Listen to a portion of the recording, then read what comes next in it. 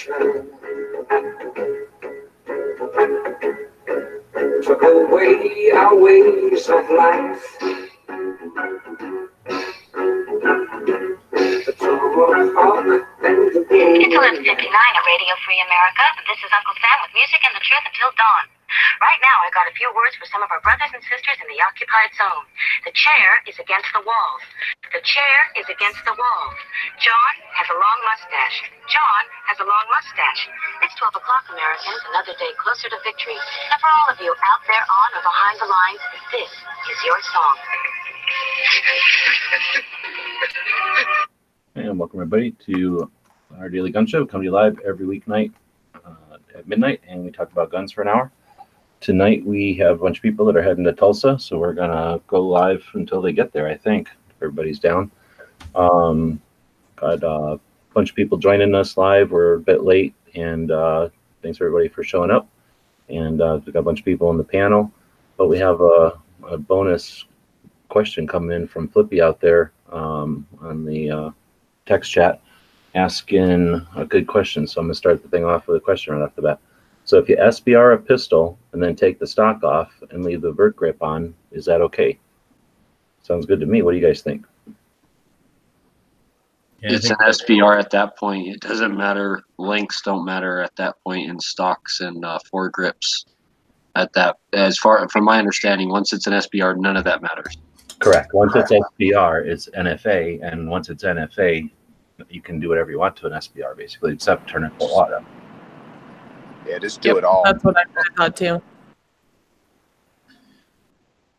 I thought there was one thing you can't do with an SBR, and that's change the barrel length again. No, what they you can. You just write a letter. Yeah, what you do is you have let's say you get you SBR to 14 inches or something, 11 inches, whatever. Especially with an AR, you just have it in that configuration. So you can have as many, you can alter it to whatever configuration you want temporarily. You just maybe store it in that condition, or if they ever want to see it, put it back in that condition. But I think you can also do what Dead Horse said, and if you really wanted to, put on your form 3 or 4 different barrel lengths. Yeah, or even later on after the fact, if you decide to change it, the ATF says you just write us a letter. Like, you don't get a response letter, you don't get like an authorization, you just have to inform them, right?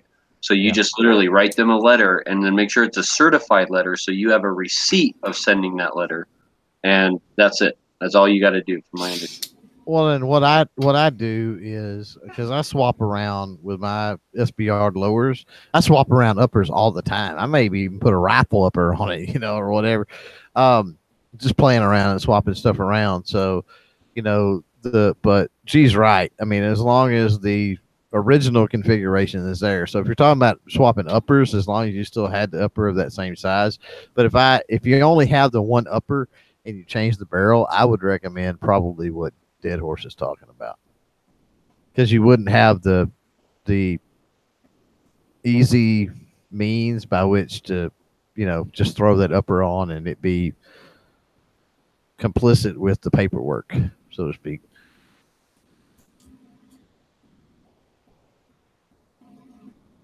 Right on. So there was a quick bonus question to start off the show. So this is the Daily Gun Show. We've been doing this live every week for a couple of years. It's episode 789. We usually have a topic for each day, but today, like I say, everybody's heading to Wanamaker, the largest gun show in the United States, probably the largest gun show in the world, at least a free gun show. That's not like a military trade show or something. And we've got people, Sarge and Obnoxious, are actually in a vehicle driving there. Thanks for joining in. Oh yeah, thank you for the invite. We'll see if you can see this wonderful video. We are never mind. I'll mess it up. I don't want to do that. We'll give it to the passenger, hopefully, and then there we go. Yeah, we're traveling. You could hold it horizontally. That would be more appropriate for the world. But there we go.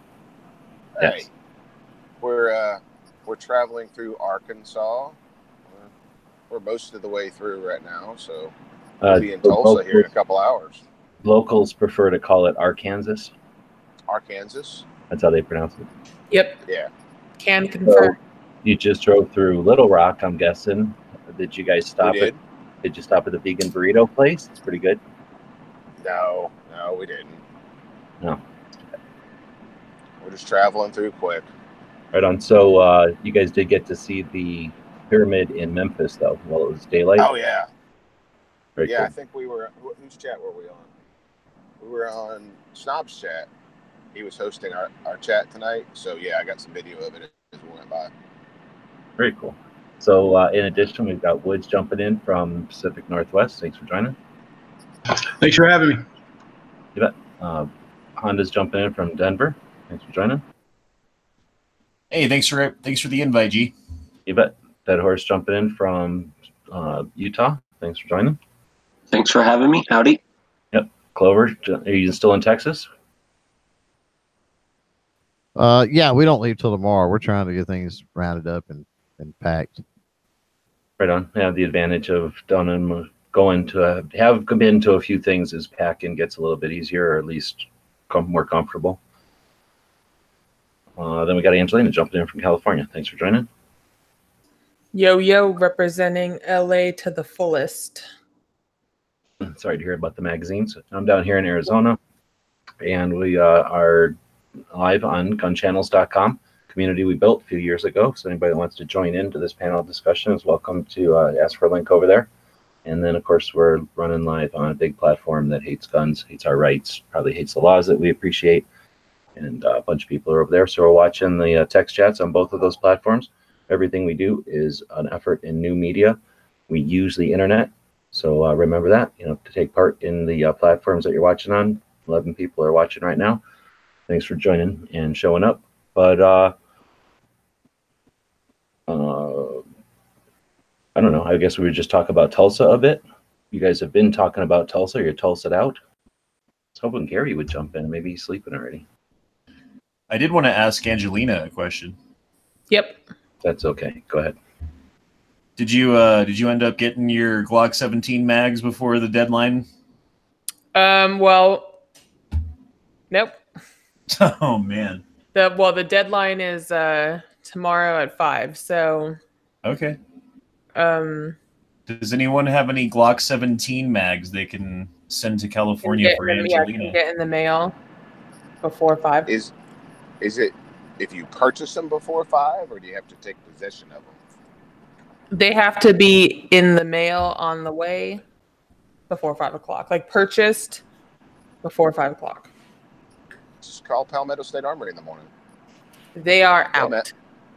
Oh, well, disregard what I said. Yeah.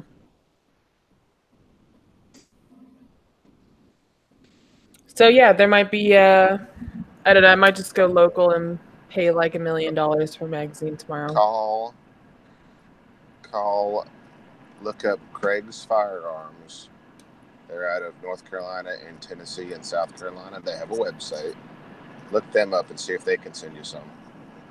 One of their stores is I open just to the saw a public. post on Weapon Outfitters, I think, that they had like PMags in stock that they were still shipping to Cali. And I think their prices were reasonable. Like I think it was like $120 for 10 shipped or something. Yeah, all I need are like 2 Glock 17 magazines. That's all I'm looking for. Oh, man, I guess, well, if you said PSA was out, but I just got an email from them like a couple hours ago, like about like they had Glock mags in stock, man. Oh, let me look again. Maybe they're... Yeah, it's totally possible they could have sold out that quick, though, I mean, I know everyone's buying them up. Yeah, there's as soon as they made that the whatever they authorized the hold, then of course they're going to sell out, right? Mm-hmm. Yep. So I was just looking at the site that you were saying, and they do have Glock 17 mags on there. I just posted it in the side chat. I think I need these Gen 5 mags don't work in a Gen 3, right? Oh, no shit. I think. Yeah, they do. No, I think Gen 5s work in all the previous gens. You just don't have the ability to flip the stupid thing to the other side. Who cares? But it still works. It's the new mags work in the old ones, but if they use the old ones in the new one, yeah, you can't flip the magazines. Oh, okay. Well, there you go then. There you go. Thank you. All right, solving the world's problems one magazine at a time. Yep. Who else has an issue? I got Do you feel right about buying them when you know that the intent of the lawmakers was that you shouldn't have them for your safety? well, I mean, so I've been hearing that now, the stay was asked for because it's so dangerous that these magazines are coming in.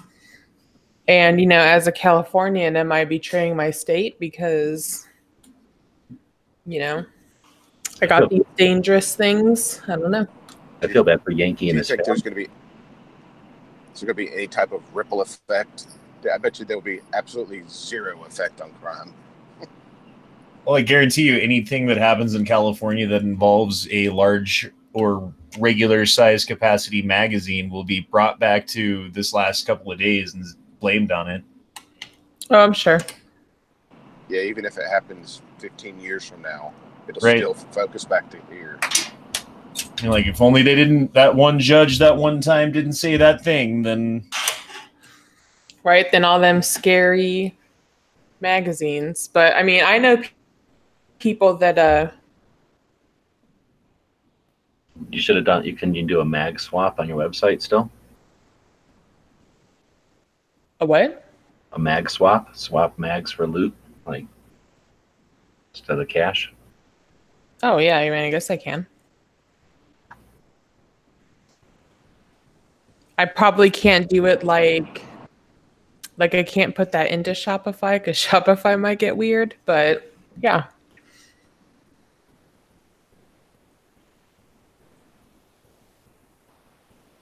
All right. Well, Flippy said something about a 10% thing. If you want, you can see on the YouTube side.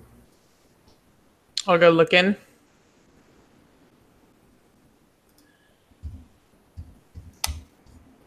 But yeah, the whole magazine thing, I mean, I hope it comes back because, it was an amazing, 5 days of freedom. And we enjoyed our little taste of the freedom. And I'm sure a lot of companies made a shit ton of money. I mean, who knows how many magazines PSA had, but we know how many they have now, which is none. But right. Who knows how many they had? I think California was just low on money and needed some tax revenue real quick, and they were like, "How can we get a couple $100 million? Oh, let's legalize magazines for a week."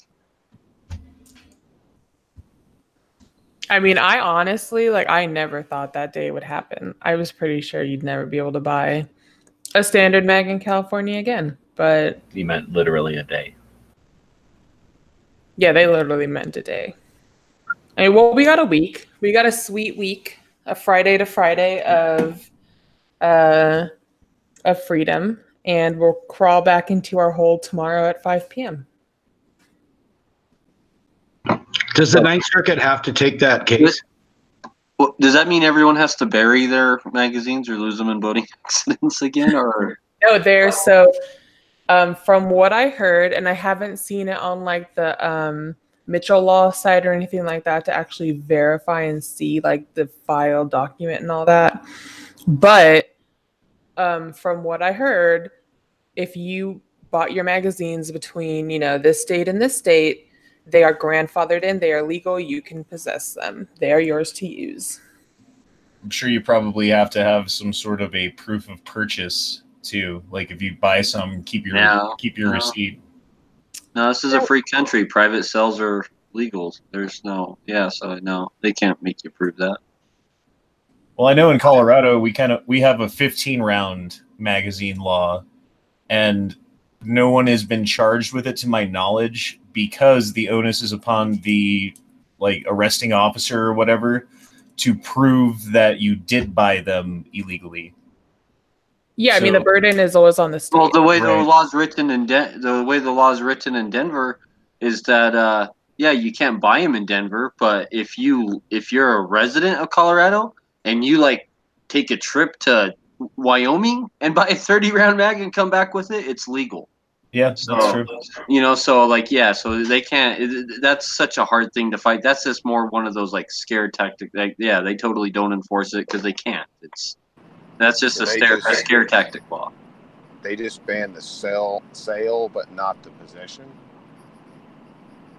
The sale in the state. So if you had them previously, they're grandfathered, or if you go out of state and buy them they're not shipped to you. You go out of state, buy them in person, and bring them back. That's fine.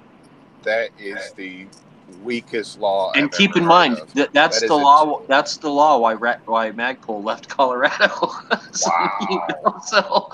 And that's the same in Maryland. I think it's the same in a couple of states where you can't buy them in the state, but you can possess them, and you can bring them back. So yeah, I mean, I could before this whole thing, I could have a 30 round mag in my possession. It's not illegal to possess it, but as soon as I stick that into a firearm, then there is an illegal there. But any 30 round mags or standard mags or whatever that were acquired during this time are grandfathered in. So before, if you had a gun before the whole mag thing, it's a good thing you bought all of them this week, right? Yeah, it was a good thing. That's my story. I mean, I spent a little money. I stimulated my economy, All my friends that I know in California that stocked up on mags this week, every single one of them, their orders got lost in the mail and never got delivered. So every single one. It's typical. Are you being sarcastic, or is that real? It's real. Yeah, it's real, dude. It's like all the boating accidents. And, oh yeah, that's right. I forgot them. Well, I don't care. I don't care if it's grandfathered in or not. Like, there's certain situations like where if I was there, I probably wouldn't be like necessarily might be posting on my Facebook and stuff. Like, like, oh, look what I just got in.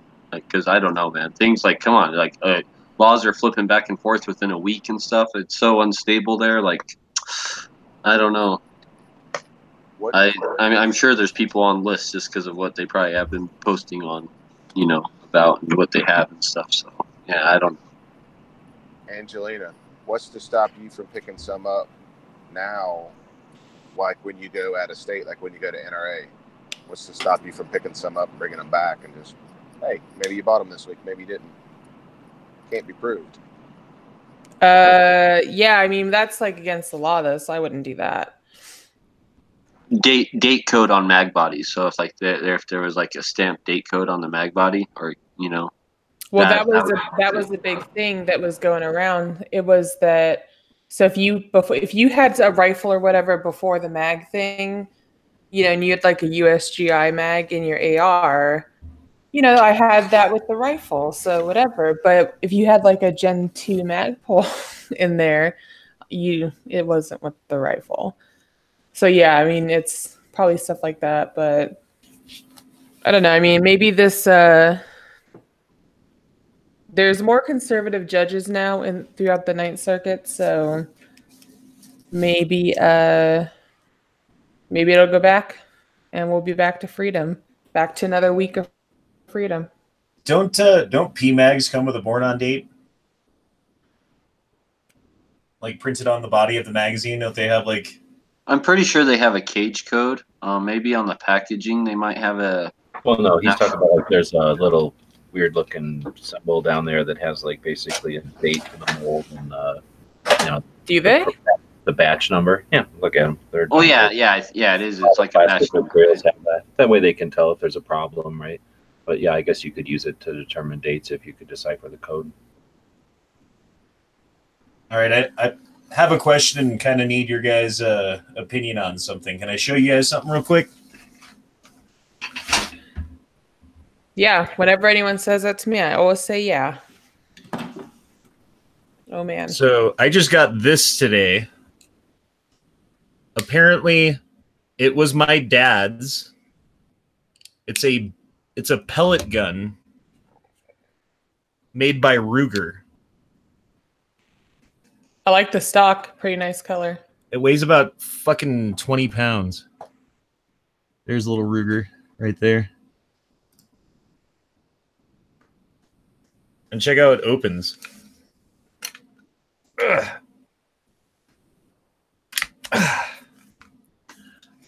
So that's how you load it. You take it and go like that.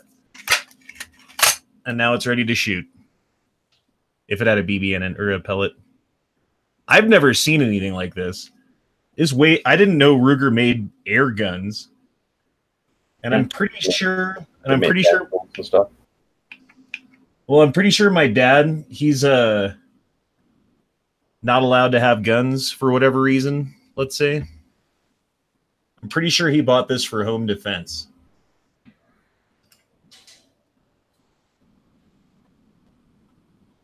What do you guys think about home defense with an air rifle? Oh, like shoot someone's eye out? Silly. That thing probably shoots 1,400 feet per second. Yeah, dude, this thing is ridiculously hard to cock. Yeah, I can't recommend it. I'm not saying anyone should use it. I'm just saying, if you had to, what do you think? Better than nothing. It would make a better baseball bat. Yeah, a baseball bat's better than that. That thing's probably traveling as fast as a .22 long rifle. You know, one shot, it'll ricochet off of. It's got no energy. Might be traveling fast, but it's a little flimsy bottle cap of lead. Super lightweight. We're talking like, what caliber is it? 22 or is it 177? It's 177. It's 177. Yeah. So you're talking like literally like a 7-grain pellet or something like just you're. It would definitely sting. But anyway, so where are you guys at now? You still in Arkansas? I guess so. We're passing exit 37, so they're going down in numbers. So, all right, so we're about half an hour away from Tulsa. I'm going to screen share over here again, and I was looking at the image there that we put on the thumbnail for the show. Anybody have any idea what that is? I'll lock it on me. Anybody out there have any idea what that is? No. Talking like the Russian guy with the swagger? Yeah. How to throw a hand grenade? Yeah, that's how they throw hand grenades. That's out of their manual. Looks like he's drunk or trying to act like some kind of big shot. That's funny. Well, you throw with your body and not your arm, right? Like that's how you throw a hand grenade, right? Is with your whole body, not your arm. So yeah. Yes. And then it's like, then you have to punish yourself if you don't throw it fast enough or far enough. Then you have to cut your own arm with that bayonet. I don't know if you can tell he's jabbing his own bayonet into his arm. I guess I don't know. It's funny. I don't know if we have a thing like that, but I don't think we do. I don't remember having a stand like that ever.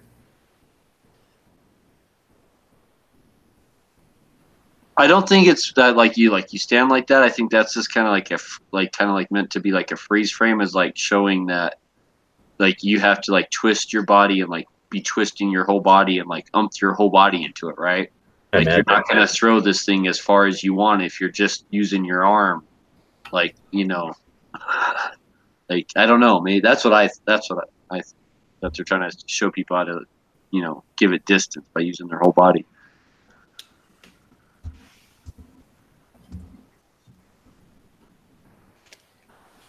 Anybody out there guessing?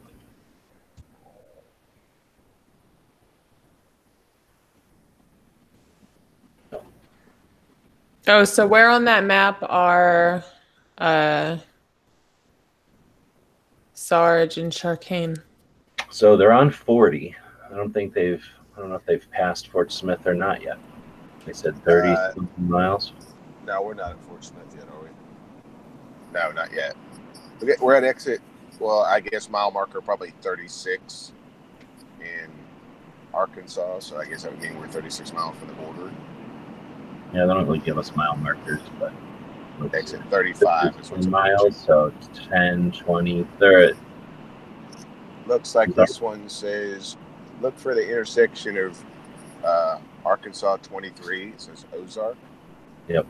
So that would be a good intersecting. I'm going to flip it to satellite, and we'll see if we can see him on the road. I'll wait. Got pretty good visibility. It looks like there's quite a few 40s painted on the road. So. Those are giant signs, man. Is there a giant arrow around your car right now? And that's not you.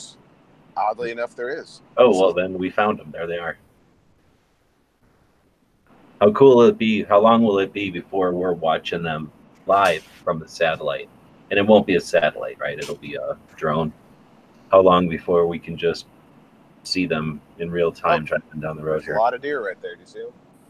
There is a satellite that has a constant public feed that's pretty zoomed in, like to where, like, yeah, you can see cars and stuff that circles the earth.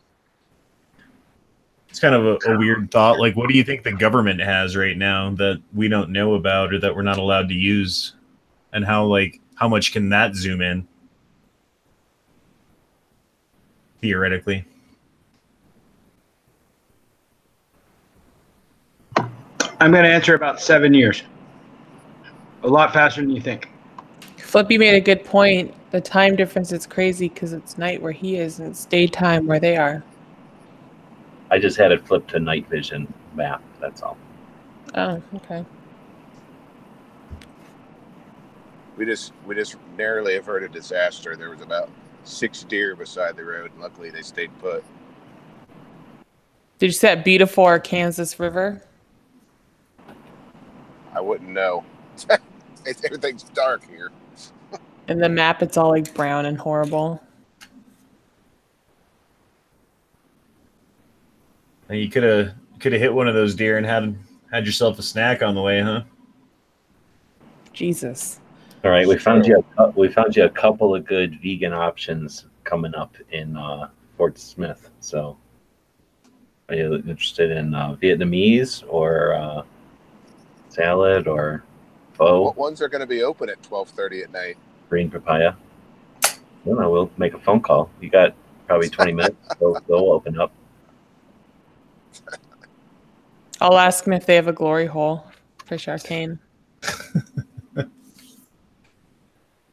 You said Jesus about eating a deer that you hit? Yeah, it's like savage as fuck, dude. So it looks like you've got gun shops all over the place coming up. Let's search this area.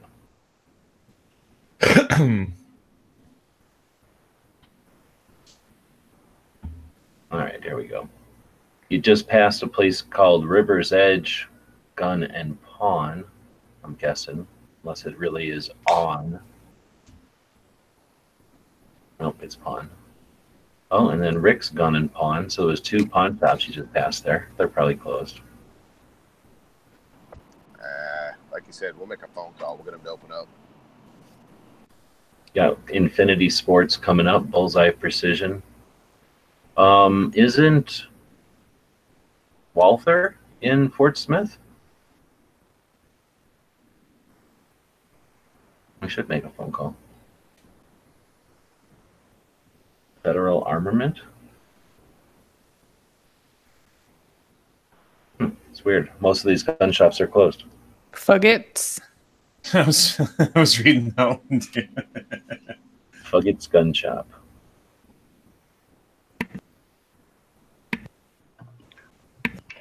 Walter's on the bottom of that shot it's a little bit south of that.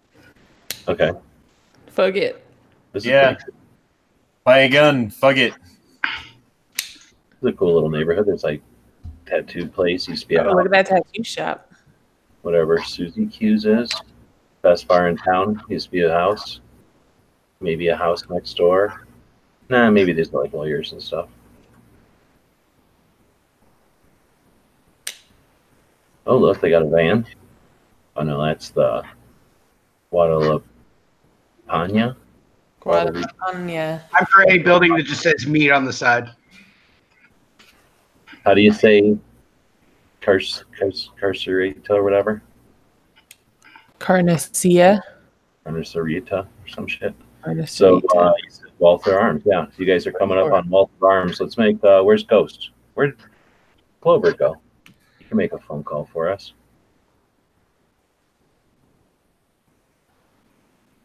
Yeah, just closed. Damn it. So I was looking. I think Ghost is south of Little Rock, isn't he? No, but you passed him already. Yeah, that's what I thought. Walter.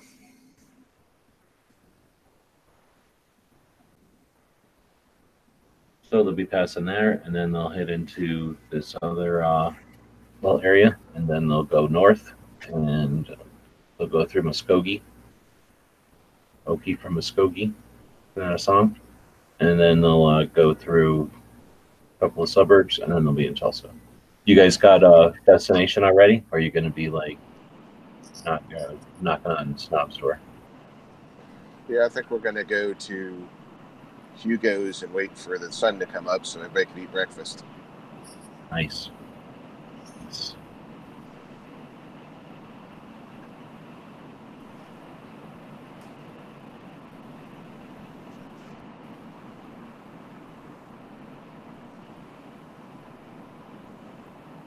So I did post a couple of videos today, if anyone saw them. And took my nephew and his girlfriend out shooting. He shot a 357 for the first time. She shot a shotgun and a 9mm for the first time, so that was pretty cool. What'd they think? Oh, the video of her shooting the shotgun was hilarious because she's like this little like 90-pound girl, you know, and she knew she was in over her head, and, you know, we're trying to like make it as easy as we could on her, but I don't know. We all had a good time though. Don't get me wrong, but she did great. Yeah, it was a good. She did it. She faced her fear. She did it. You did great. When I was watching it, I couldn't help but think, did you guys give her any kind of like a heads up that it was going to be super noisy and like, you know, percussion or whatever that word would be, like, you know, loud and like jarring? Because she seemed like kind of jumpy, and I'm thinking it might have been because she's concentrating on what you're doing, but you know, it's got to be like having a conversation in traffic, like super distracting with all this stuff going on around you. I think that's what it was the fact that there's a lane on either side of us with people shooting guns, and then she's got a gun in her hand and everyone's shooting guns. And we shot before up in the mountains, just like made our own range, you know, kind of thing. So it was just like 4 people, and we were shooting basically one person at a time. So it was a lot more, in a way, controlled last time we went shooting versus this time there was like, I don't know, 20, 30 people at the shooting range. And so everyone's, you know, in their lane shooting and doing their own thing. And I think she just got a little bit nervous. So yeah, like I was trying to, like when the video started, I was trying to get her to shoot through the magazine that she had, and she shot 2 rounds off and was just like, nope. But we did get her on the 22 eventually over there in the lanes. How'd you do with the 22? Oh, great. I mean, my nephew's got a 1022 takedown, and I've got a 1022 with a little scope on it. So we played a little battling banjos with the 22s, you know? I'm sure that was probably much more pleasant for her. Oh, yeah. She probably actually liked it too, didn't she? Yeah, I mean, she did. And it was kind of cool. Like, here's how you shoot it with iron sights, but here's the exact same gun with the scope. And, you know, look how much easier it is to shoot the little target over there with the scope. And look how much it's bouncing around when you're holding it. And yes, it's bouncing at least that much when you have the iron sights, even though it doesn't look like it, you know? Hope he's saying, how old is she? 23? 23?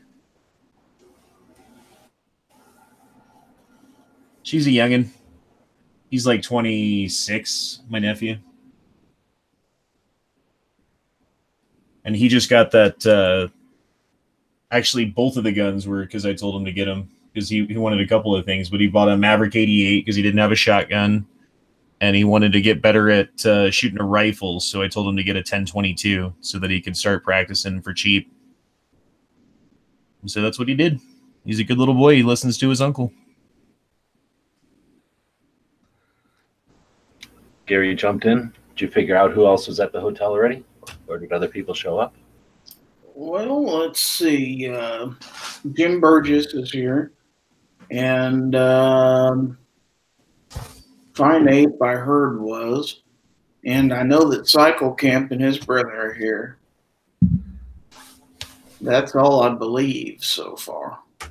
Right on. Did you guys get together already?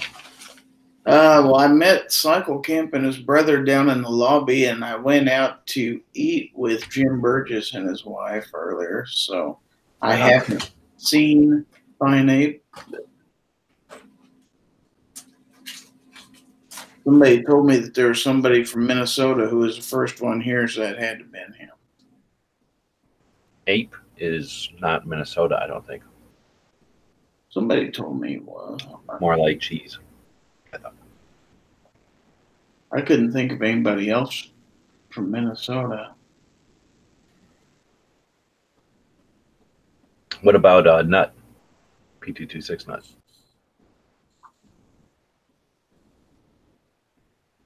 I don't know. He didn't show up, I guess. No, I haven't seen him. We have to have an introduction ceremony because a lot of these people I've never seen because they just have icons. So I won't know them unless I get introduced. I'll bet everybody will know you. Well, the mustache. What do you guys feel about starting a Joe Biden introduction type of thing where you come up and behind somebody and you grab them on the shoulders and sniff their hair? In. Press your forehead against theirs and tell them they're pretty. We need that video. We need a video of that. Just come up and just touch their face. Just all weird like. I want to hear challenge accepted. Is that the Joe Biden challenge? I will do that to roll call. Uh-oh, he's out there listening. So is all right. I'll go up, I'll press my forehead against his and tell him he's pretty.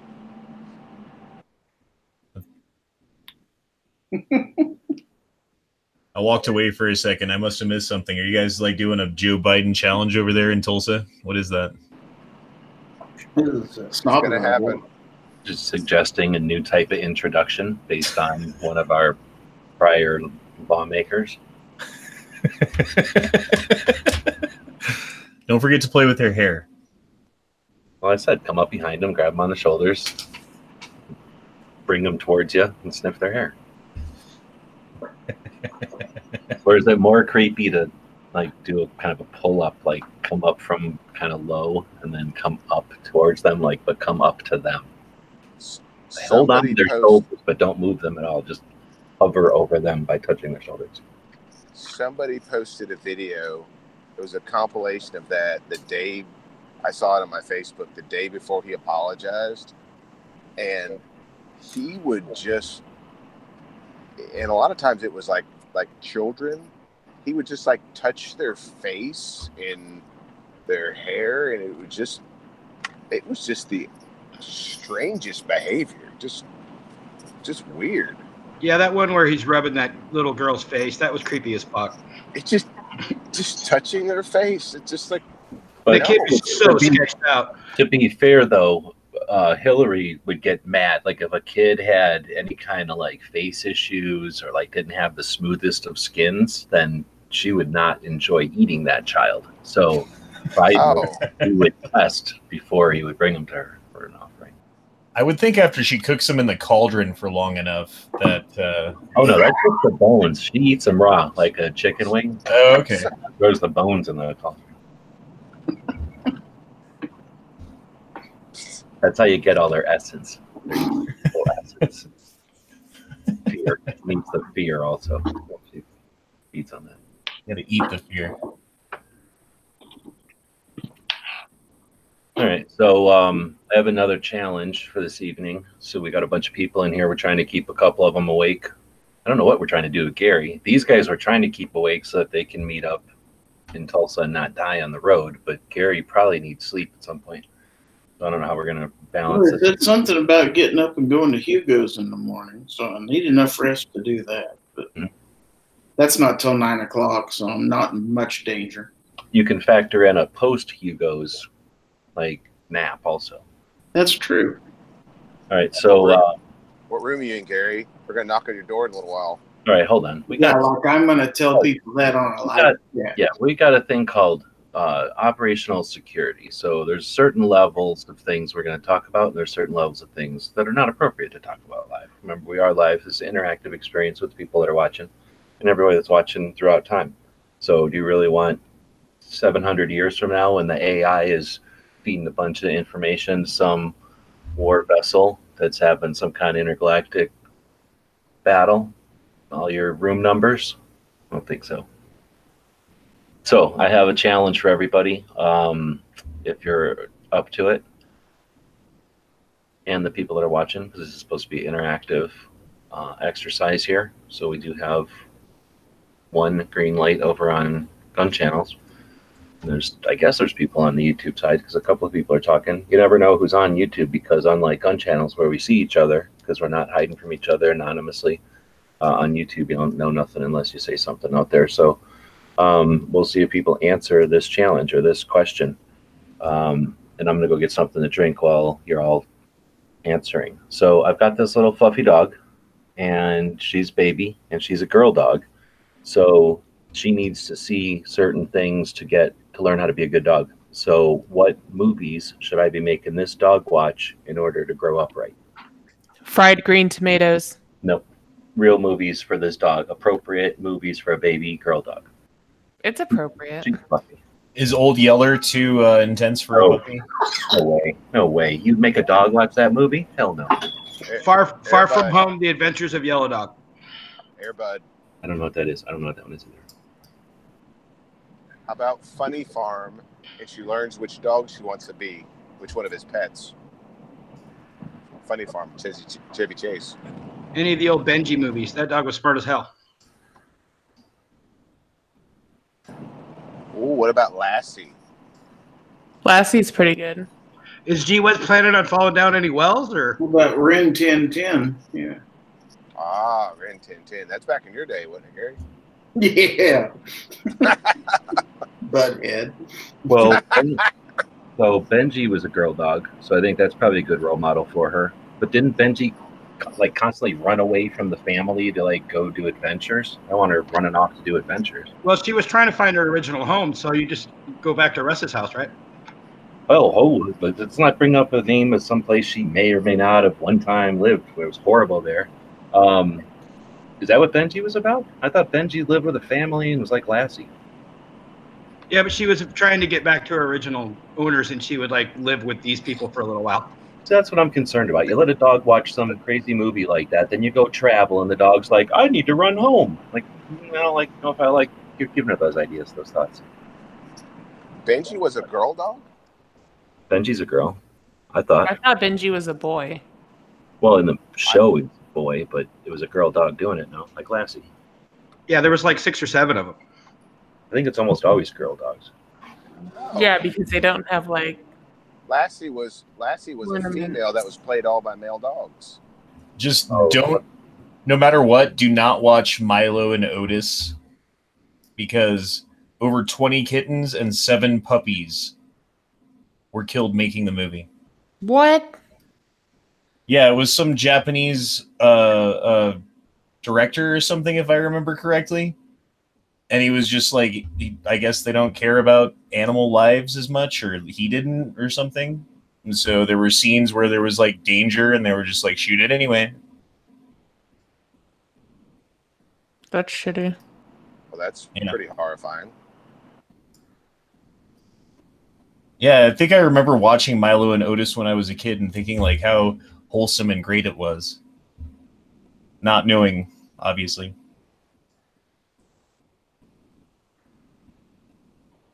All right, so liven this thing up a little bit. Everyone's falling asleep. Road trip songs, top What? 5. That's all. That's all the movies I'm getting because we're not doing. I would say Turner and Hooch. Airbud.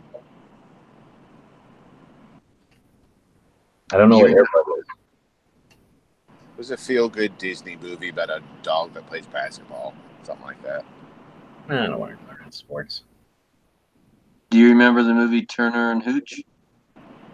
Is that the cop movie? Is that one of the cop Tom movies? Hanks, yeah, Tom Hanks, and he like kind of like a guy, like a friend of his or something. He's like investigating that murder, and he's like taking care of that the guy who was murdered's dog, right?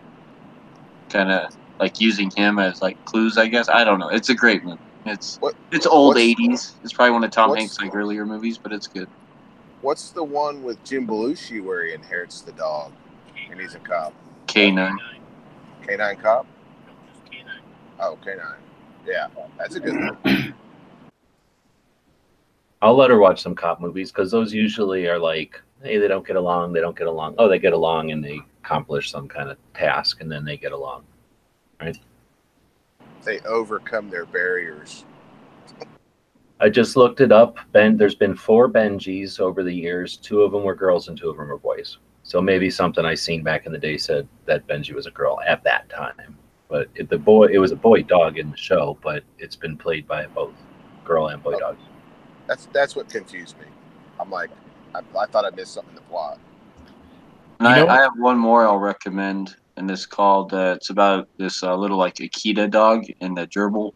It's called Hachi, A Dog's Tale, or like. Oh, is that the one where was it Richard Gere was in it? What was the one where the guy died and the dog keeps going back to that? That's the movie. Yeah, I think that was Richard Gere that played in that movie. That was a good movie. How about White Fang? Now we're talking. What was White Fang about? Jack London.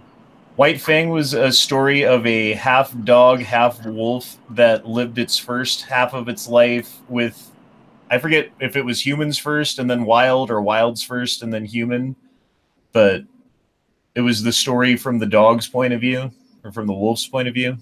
That's like the story of Mello. What about Dances with Wolves? Oh, see? Again, I didn't even remember that one. That was Two Socks movie. Yeah, Two Socks. Two Socks. I cried when Two Socks died. Because she's got a little bit of that wolf in her. So then that way she can see what it was like for her sisters. What about cats and dogs? So she can realize that she needs to hate cats and get on the program of taking them out. Is that the one that's sort of realistic looking, but they talk to each other and they're like spies killing each other? Yes. Yeah, right. I guess so. It's a little bit fantasy. Hopefully she'll be able to keep track that that's fantasy. I don't like these movies where they encourage the little puppies to run off and have adventures on their own, though, because they're puppies. They don't know nothing yet. Because in that movie, like, their dog bowl would turn into like a walkie-talkie or something like puppy James Bond type of shit. I don't want her to like flip things over thinking there's going to be some gadget under there. Find a snake. Remember a movie about a guy who goes to watch reindeer or caribou or something up in like maybe Alaska, I guess, or Canada maybe, but Alaska, I think. And then he's like a researcher and he's up there forever, and then these wolves come and hang out and he starts to watch the wolves too, and he eats mice. Remember this movie? It's a Disney movie from like the 80s. No, I don't remember that one. I vaguely remember it. That's the one that made me think like I need to start watching or having her seen some of these movies about wolves and stuff, so she learns what her wolf ancestors are all about, her heritage. Yeah, that's White Fang is exactly what you need to watch then, because it's the transition movie. I think there's another. That's the kind of thing I was thinking of. So I like that suggestion. Thanks. There was something I seen about. It was more like a documentary about a guy who went up to probably Alaska and had some little like house in the middle of nowhere. He had to like take an airplane to get to it, and I forget what the hell he was doing with the wolves, but he had some wolves in like an enclosure, and I don't know if he was trying to do some experiment, or I think maybe he found some baby wolves and he didn't want them to die, and he was trying to see if he could keep them alive long enough to let them get back to the pack. Maybe anybody seen this movie? I think it's a documentary almost, like it's just his archiving like that actual, whatever project he worked on. She's seen Red Dawn before, of course. I don't know what Baldo is. What is that? Anybody know what Baldo is? Isn't that a cartoon movie? Cartoon dog movie? I forget what it's about. I think the dog's part wolf in that. But I think White Fang is better than Call of the Wild for you, because Call of the Wild, the dog runs off and hangs out with wolves. And White Fang, the dog goes from wild to domestic. Okay, that's what it was. Okay. I had her watch Lone Wolf McQuaid, but at the horrible part, I made her leave the room and played music, so she didn't see it. And she's too little to realize that the dog didn't show up again. I used to have this dog who didn't like other four-legged creatures, and he would sit there and watch TV with me. And when a dog or an elephant or anything with four legs would walk across the TV screen, he would run behind the TV to see where it went. It was hilarious. I've seen cats and stuff do that. I've never had a dog that did that, I don't think. With the big-ass TVs, you can make cats or dumb. They'll look for stuff behind the TV. That's always hilarious. Or like the laser pointer one. That's pretty good with cats. What about all the old Peanuts movies? Because Snoopy was pretty badass, but you may not want your dog to be laying like on the back of a doghouse. She lays like that sometimes. I don't know if I want her to watch Peanuts. Well, she'd hang out with birds. Yeah, she would hang out with a bird, though. That's in her nature. Well, you could store a bunch of your stuff in the doghouse, because somehow he had a massive amount of stuff inside of that doghouse. We'll teach her to fly. We live right next to an airport. So I guess Balto is a cartoon movie where a dog saves Alaska. So that sounds pretty good. I haven't seen that one. Is it a good one, or is it a waste of time? You guys haven't seen it, I guess. Yeah, I don't remember really, besides that it was a cartoon dog movie. I mean, it's good for what it is. Kids like it.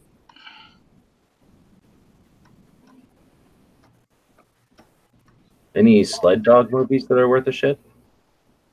There's a John. Oh, there was one I saw. Hold on, let me look it up. The Wolf of Wall Street.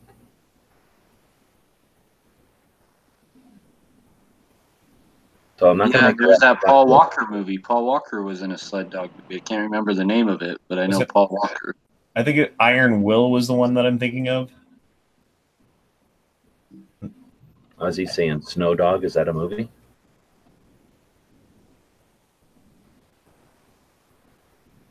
Or Cujo. What about Cujo? That was like an all-time, Hey, right? we're in Oklahoma. We made it. Oh, I remember. I remember what it's called. G-Webs. It's The Thing. I'm not gonna watch The Thing. I'm not gonna make her watch that. Horrible. She's a baby. It had dogs and snow sleds. No, she's a baby.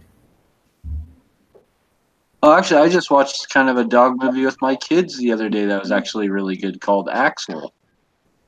Oh yeah. No, I AXL? watch that. Actually, she's seen that, I guess. I've had to have watched that since I've had her. But yeah, that movie is pretty good. Did you like that movie? Yeah. Like, I was like, we were watching it with the kids, and like I wasn't like into it at first, but like by like halfway into it, like I was like, oh yeah, like steadily watching it, right? Like it had reeled me in. It's dumb. Has everybody seen Axel or no? Angelina? No. Honda? No, I have not. Gary, Gizzard? Nope. Woods? Nope. Sarge Noxus? No, I haven't seen it. Okay, so this is a movie about a giant robot dog who's almost as big as a horse, but not quite as giant dog though, like bigger than any dog, but not quite as big as the horse. I don't even know what. Like a lion. It was like as big as like a lion or tiger. Perfect, yeah, like a big ass lion. and he's a robot, right? So, and then drones are like super powered in the future. So this dog breaks somehow, goes nuts. A guy on a motorcycle finds him, and it turns out he's a war dog. He's a robot war dog designed to run around with a soldier on a motorcycle. So even though we don't have any soldiers on motorcycles in the future, we will.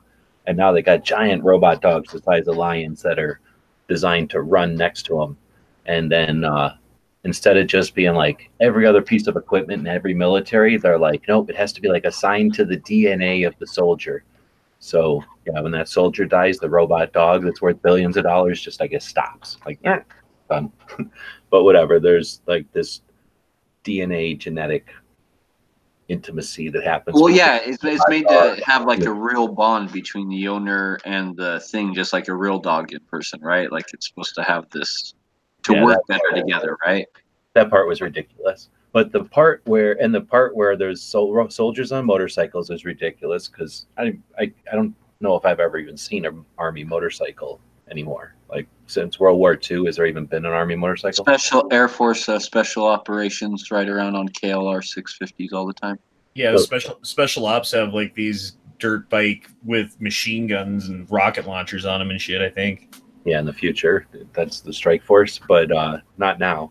But anyhow, so that part's ridiculous. But if you think about driving around on a motorcycle really fast and having a giant robot lion chasing you and running around playing with you, that would be pretty fun. Especially he was driving through some like weird hilly area where you could keep jumping up in the air and that giant dog could jump up with him and stuff. It was a pretty neat movie, but I didn't watch the end. I keep getting distracted, and I've never actually seen the end of it, so I don't know how it ends. I think it's worth watching, though. It's got good special effects. And, yeah. I think if you have kids, you could definitely pick out a worse movie to watch with your kids. There's definitely like worse like kids movies out there, but you know it is geared towards like kids, right? Like it's a kids movie. You know, it's even though it's not cartoon, it's still I think it's geared towards like 12-year-olds or something, right? 13-year-olds, stuff like that. And so if you're looking for a good like PG, I think it's PG or PG-13. I think it's PG. If you're looking for like a good PG movie to for your kids to watch, you could definitely watch a worse one with them.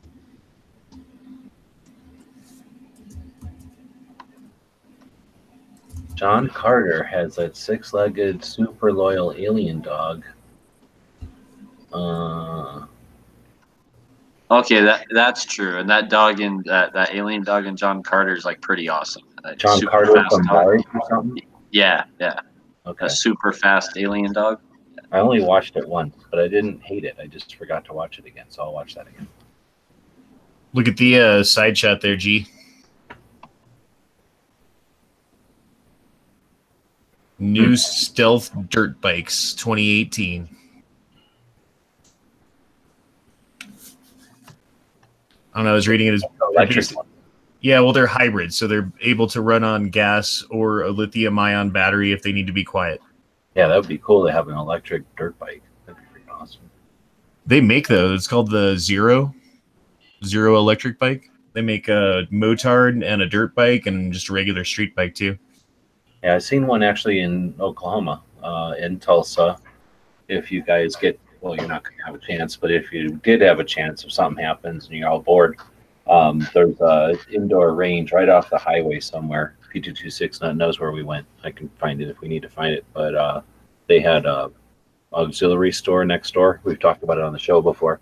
And they do prepping stuff like foods and like long-term storage foods and 24-hour candles and paracord and that kind of thing. And then they have reloading stuff.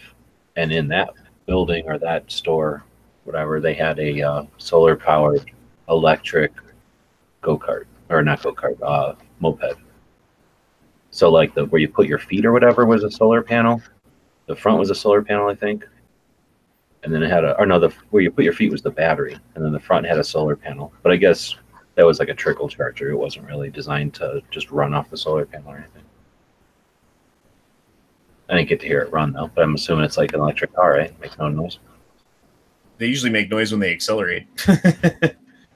But it sounds like like a laser gun charging up or something. You know, it's not like an engine noise. It doesn't carry though. Yeah.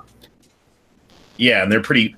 That's one thing about an electric motorcycle on the street that needs to be considered, right? It's like one thing that saves motorcyclists' lives is the fact that you can hear them and then people look. But if you have like this silent stealth bike going down the highway, you know, someone's going to change lanes right into the guy. All right, well, I appreciate all the suggestions on movies. Nobody mentioned the Doberman Gangs, which is awesome movies where you teach your dogs how to rob banks for you remotely. So just have your dogs learn how to rob the bank and then run home with the money. So you don't have to be around. It's perfect. So there's 3 of them. So she'll be watching those too, even though she's not Doberman. So she has even better than Doberman. She doesn't have to be vicious. She can just walk up and be fluffy and cute. And then they'll go, oh, look at those eyes. And that's when she'll snag a stack of hundreds and run out. Or the dog from Snatch that like ate the giant diamond or the ruby or whatever it was and then like ran home. Oh, I should teach her how to lick the diamonds off a lady's hands. I'll be like, oh, pet my dog, pet my dog. Oh yeah, pet my dog with your other hand. With your other hand. Okay, there you go. No, let her lick your hand. She likes to look at her special licking technique or whatever. Oh, your dog licks so good. Yep. Sucker. Anybody want to volunteer to sort through poops? I mean, if there's a ruby. Yeah, you get a cut. Just gotta sort and wash. I think the best way to do that would be like a pasta strainer and a hose.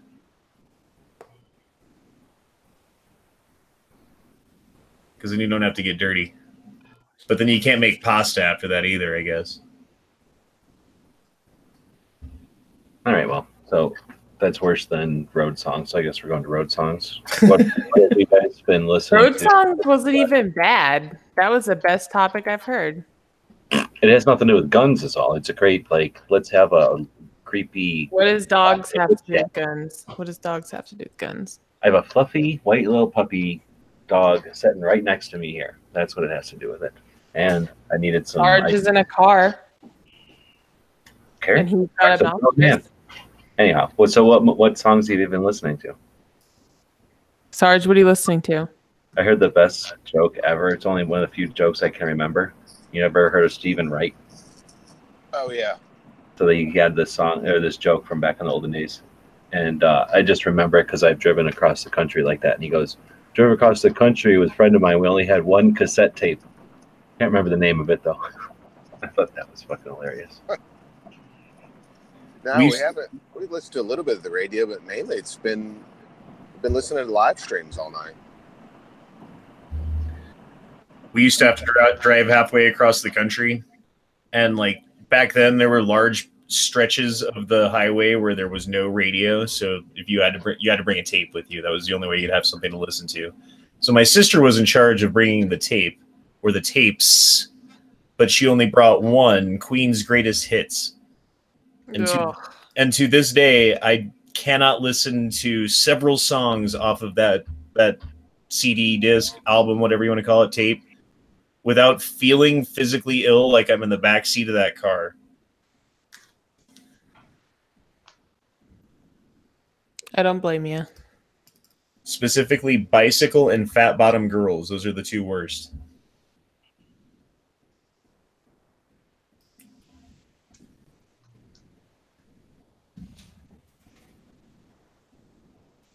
As for good things to play on the radio while driving, I had what was it? Bob Marley. I forget what disc it was. Maybe it was Bob Marley's Greatest Hits. And I left that in my CD player for like 6 months before I even realized that I needed to put something else on. But we out here in Colorado, so. Well, I think you have to lead this with Radar Love Golden Earring, right? Yep. Did Sarge ever even say what he's listening to? Podcasts. Yeah, podcasts. We listen to everybody from gun channels all night. Okay, Hey, so look at that. that's probably, I would think that would be more worthwhile than songs when there's two dudes who are creating content shit, like driving in a car. Because what the hell's the point in listening to songs you both already heard like a billion times, right? It's not like you're gonna sing together or nothing, probably. Back when 12, when me and Haas drove around in the cop car, it was a cop car, so you didn't have no option. You're just sitting there next to each other the whole time. And like you say, I didn't have a satellite radio. I mean, there was definitely times when there was no radio, but we didn't have podcasts. At least there was. I mean, if there was podcasts out there, we didn't think to download or nothing. So we were just bullshitting the whole time. But I could see a podcast being like something you could pause and bullshit about it or whatever. But I was gonna say, do you have a satellite radio?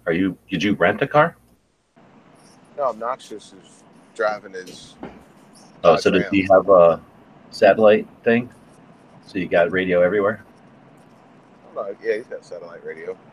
Yeah, that's freaking awesome. I've only had that for 2 years since Maggie gave it to me, and I don't know how I live without that. That is freaking awesome.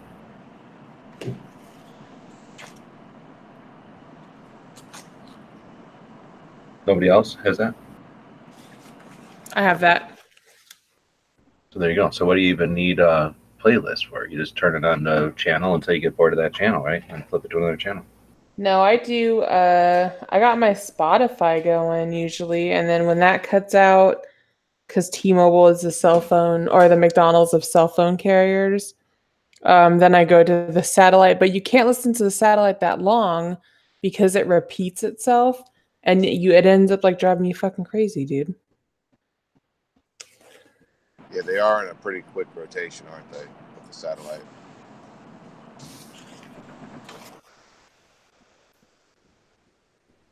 I like Google Play Music. That's a good one to use.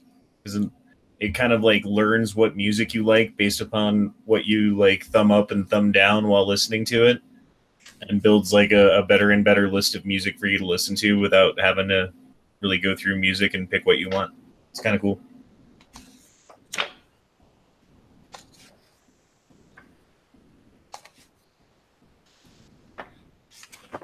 Wait, hold on. XM always extends my membership when it's time to cancel. Oh, X is. But anyway, does anybody else ever try that? I'll definitely try that because I like it, but I am definitely willing to cancel it if I'm going to get some free time. Yeah, you just cancel and say I'm only doing it if I get that like $25 for 6 months price. And then they say, okay, here you go.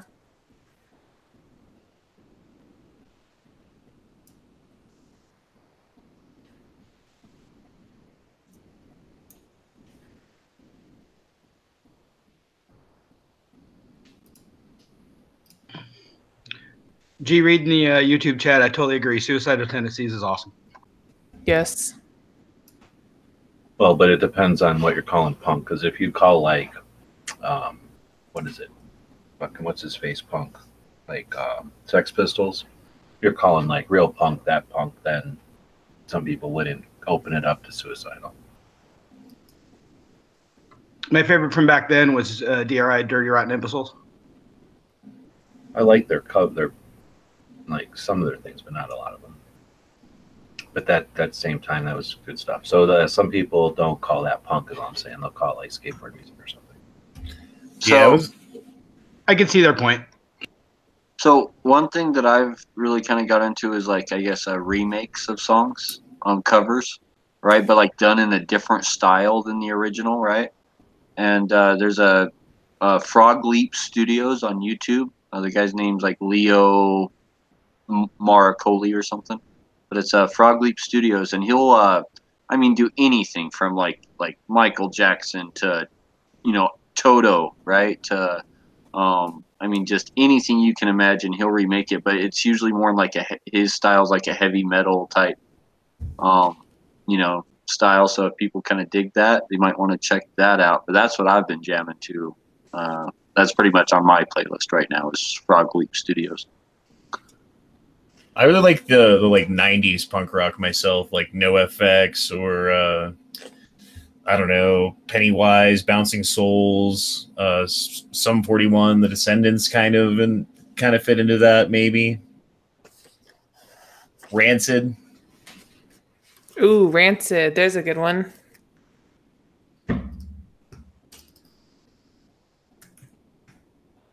We had this guy, Antonio. I don't know if he hangs around anymore or not, but he used to hang around, be in the chats every once in a while. I think he's in Georgia, but and he's way young. He's like Flippy's age, I think. He listened to some kind of, I don't know what the name of it is, but it basically sounded like video game music, like when you're playing a video game, whatever they call it, like dubstep. No, it didn't sound like. I don't think it sounded like that because I've heard of that before. That sounds like music. This sounded like when you play a video game, like a old ass video game, I should say, where it goes ding ding ding ding ding ding whatever, like like Mario Brothers. I don't know Mario Brothers, but like Pick Paul and any of those games where you're I don't know, where you're running down like a hallway and from the side, and it's just kind of like old Calliope music or something. Like anyway, it sounded like that, like there's just a bunch of electric beeps. I mean, it was music, but it sounded more like video game elevator music or something. Like there wasn't any lyrics or anything. It was just all sounded like a bunch of video games stick together. Maybe a little bit more into it. Anyway, anybody ever heard of that or listened to anything like that? I watched a band who did hardcore remakes of like the theme song from Zelda or the theme song from Super Mario Brothers. They would take it and they would make a hardcore version of it. It was pretty cool.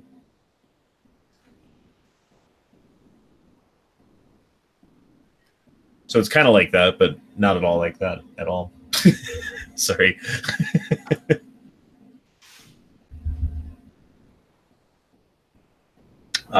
So I don't know why we're talking about music. So Sarge and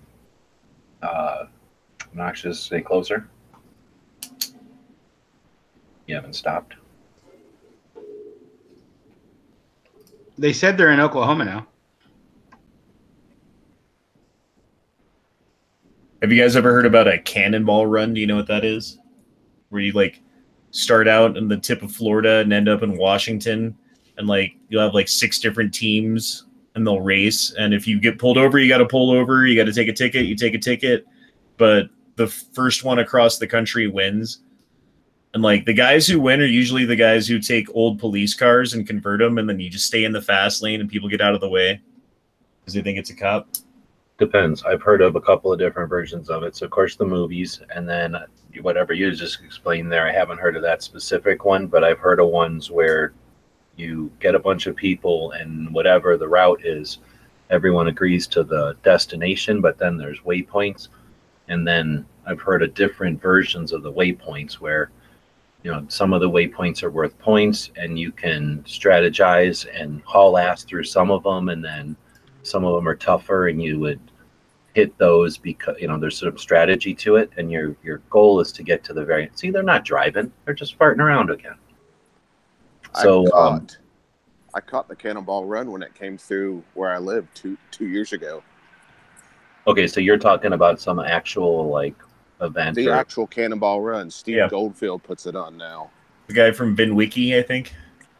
Because I've heard of other ones. Like I say, I know a couple of people. Somebody in chat was talking about to get in a car potentially for one. I think I've known people who have gotten cars together, or at least known people who have gotten cars together for stuff like that. Well, one of those vans that you drive around, G, would be great for it, because one of the guys who won one year, they emptied out basically the entire van and filled it up with 50-gallon drums of gasoline so that they could like drive further without. And they had like one of the, I don't know how they did it, but they got across the whole country without having to refuel. I wouldn't be interested in anything like that, but I certainly would be interested in either a Gun Channels one where we all go to Albuquerque and we either fly there and rent cars or get sponsors and have cars waiting from the sponsors somehow, or drive there. But then everybody goes to Albuquerque and you start there, and then you drive up to where they are, what's it called?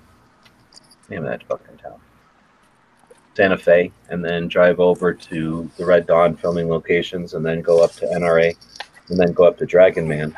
So I think that would be cool, and you could do that in maybe 3-4 days or a week if you really wanted to play with it, and then do that as a Cannonball Run type of road rally type of thing. I guess I was just thinking of road rallies, but I think that would be neat.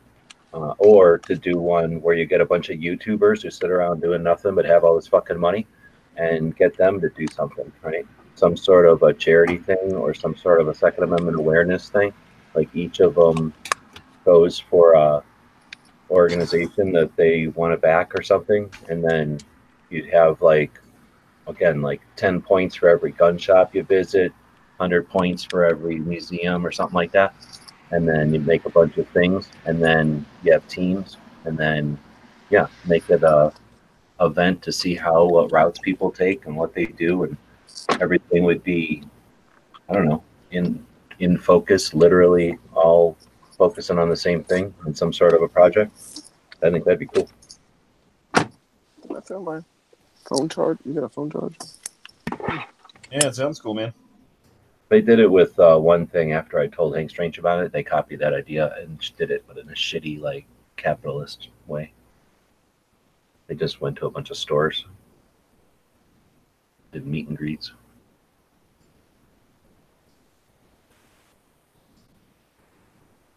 So, you guys done with your meet and greet there at the gas station?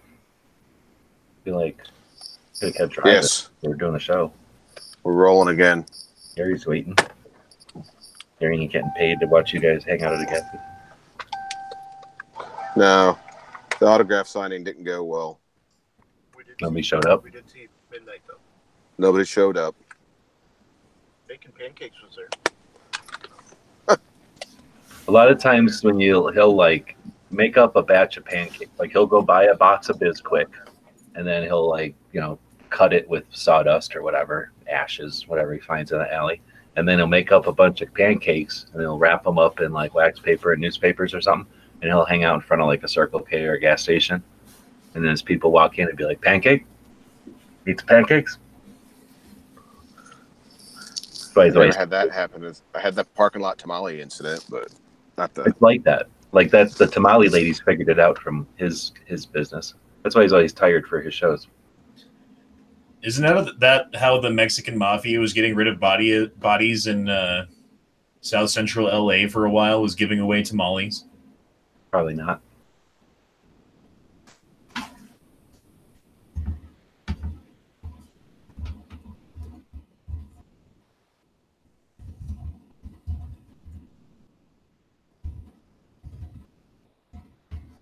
I feel like we're letting them down here, being quiet and dead air. Oh no, we're doing the rest area here. Let's see if I can show you.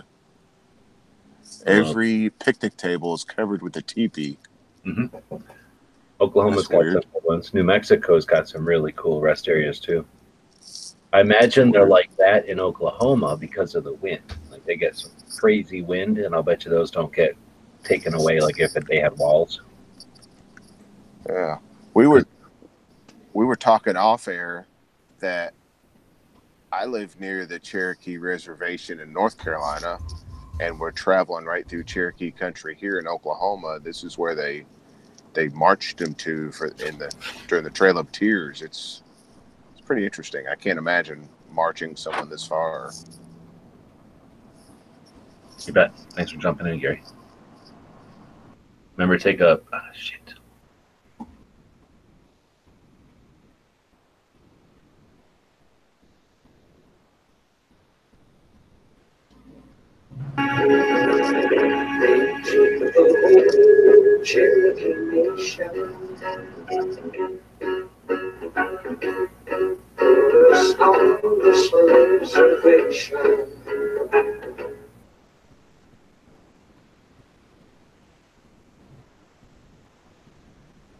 What was that? Desperate attempt to try to keep things going. Gary left, so all the chicks are going to leave. We're out of here. Nobody's saying anything. Everything's just all dead air. What's the next topic? I only had the one topic. I was looking for some movies to watch. Israel Bissell and the Raiders. What? Israel Bissell and the Raiders. What the hell are you saying? Israel did what? The what? Paul Revere and the Raiders. the song Cherokee People, Paul Revere and the Raiders.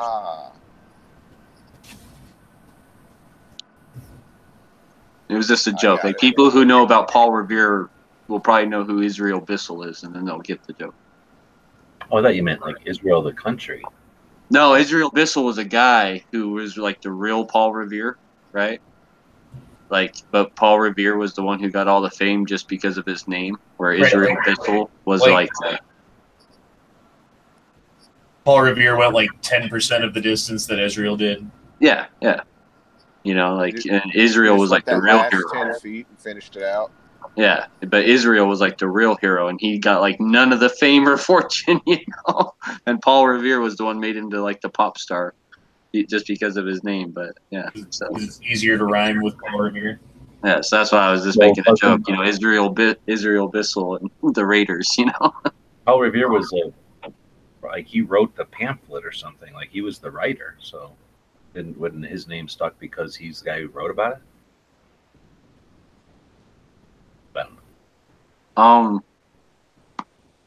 No, a guy later on, like Paul Revere, even when all that happened, like Paul Revere, like didn't even really get famous in his own lifetime. It was later on, like another author came up and like did the poem, The Midnight Ride, and that's when Paul Revere actually got popular. Oh, no, but no. he couldn't. But the Midnight Ride, he couldn't use the name Israel Bissell in the poem Midnight Ride, right? But that poem made him up. Whenever I was something happened, it was some anniversary, and I was looking it up, and it said that Paul Revere, like something, whatever the hell, the English were standing around. There was a riot, and they killed somebody, and then everybody really got pissed. But it was because they were taking the guns or something. Like they were taking the guns from Boston or something. So anyway, I thought that said that Paul Revere had created a pamphlet and sent it around, and then he went on the ride. No, I'm pretty sure Israel Bissell like rode from like Massachusetts like all the way down, like you know, like hundreds and hundreds of miles. No, I know. Like, and then handed off to Paul Revere. Yeah, I'm just saying, but because Paul Revere made that pamphlet, maybe the pamphlet existed, and that other guy never made a pamphlet, so just nobody knew about that other guy. Is all I'm saying. Maybe, I don't know.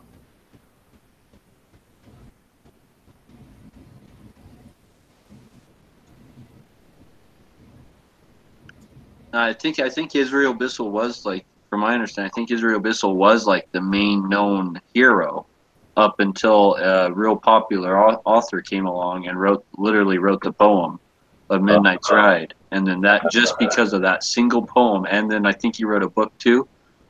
Just because of this one single author, everyone forgot about the real hero, Israel Bissell, right? And like literally, it changed our history into putting up pop star kind of icon, right? Like that was almost a somewhat fictional character as far as like the deeds that Paul Revere actually did, into, you know, like kind of hero icon status, you know, when it is really another guy who did all the work. And but it was really just an author years and years later that made Paul Revere famous, from my understanding. I could be wrong. I watched a thing about it. I found it fascinating. That was Longfellow that did the poem. Longfellow, yeah. I found an article and posted it in the side chat there about Bissell versus Revere. How Revere did like 37 miles and Bissell did 345.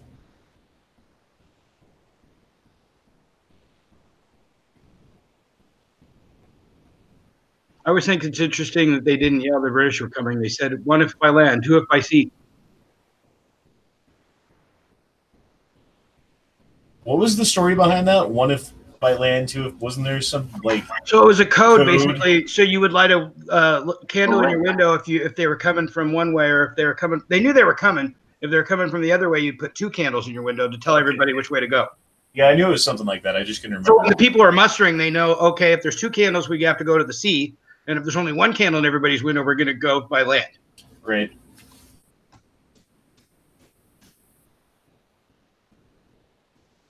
Makes sense. Before the days of internet and telegraphs and whatever else, telephones and everything else we got now. Well, also not everybody was, candles.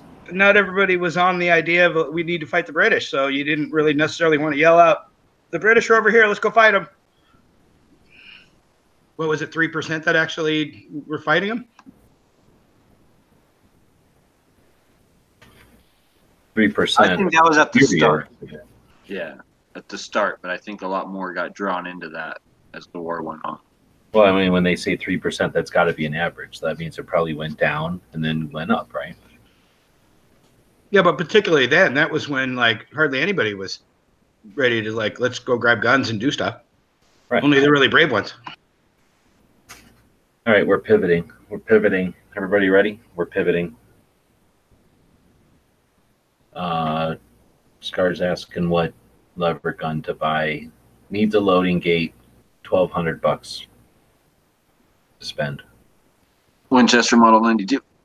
Yeah, Winchester 92. Buy one for like $350. Spend the rest of the money on 2A organizations. If you don't already have life memberships, get life memberships. If you already do, gift life memberships to other people who need life memberships. Unfortunately, unless it's like a family or buddy deal, you're probably not going to find a 92, like even like a beat up one in 3030 for $350 right now.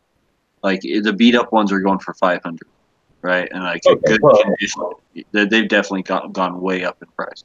Okay, so $500 for a decent beat up one because you don't need a fancy one. It's a lever gun, and then spend the other $700 on the stuff. That's mine. Or get one in 4570. You get the Rossi in 357. There's a Rossi with a loading gate. It's about $600. Yeah, he's got $1,200, and you're telling him to buy the cheapest gun ever. This ain't Matt's show. And then you can give the rest to organizations. That's why, okay. Oh, all right.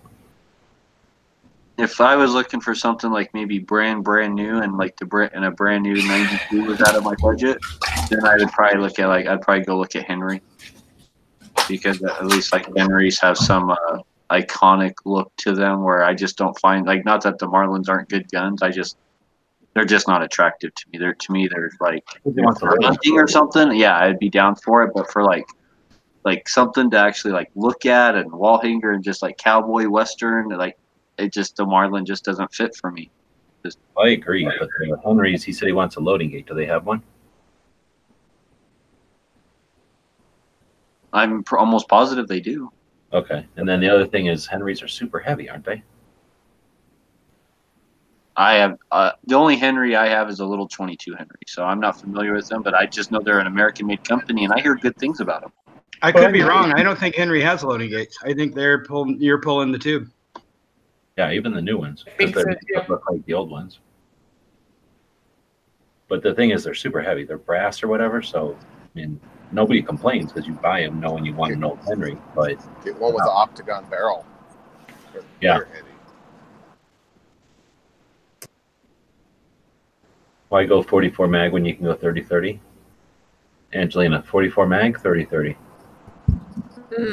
In a lever? Yeah. 44 mag. That horse.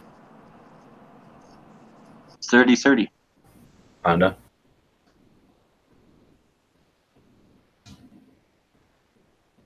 You left. Woods. 30-30 all the way. Sarge. 4570 government.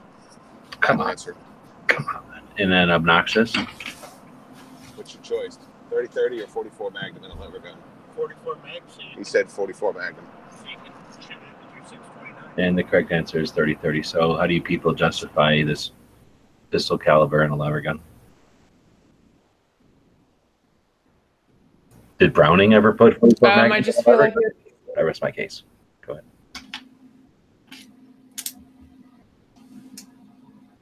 What did you say, Angelina? I said I just feel like it would be sweet.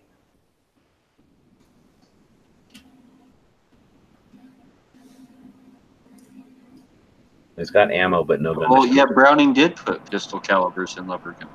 But not 44 Magnum. No, but he did. Like I had one, a 32-20, and that was a really popular ranch and cowboy combo at the time because they could get their pistol and their rifle in 32-20, and so that was a super popular combo there for many years. No, it is true. That's a good point because there was a ton of that until 30-30 came around. Yep, 30-30 made everything obsolete. Well, no, but I don't know if people were carrying guns around anymore, handguns. It wasn't a violent country anymore. You know, you carry your 30-30 to do everything, and you didn't need a sidearm anymore. I'm thinking. I mean, I don't know. When was 30-30? 40s? 30-30? Oh no, wait, like probably I'm going to say 20s. Angelina, when was 30-30 made? What year? No looking. Oh, it's like a quiz? I guess 30s.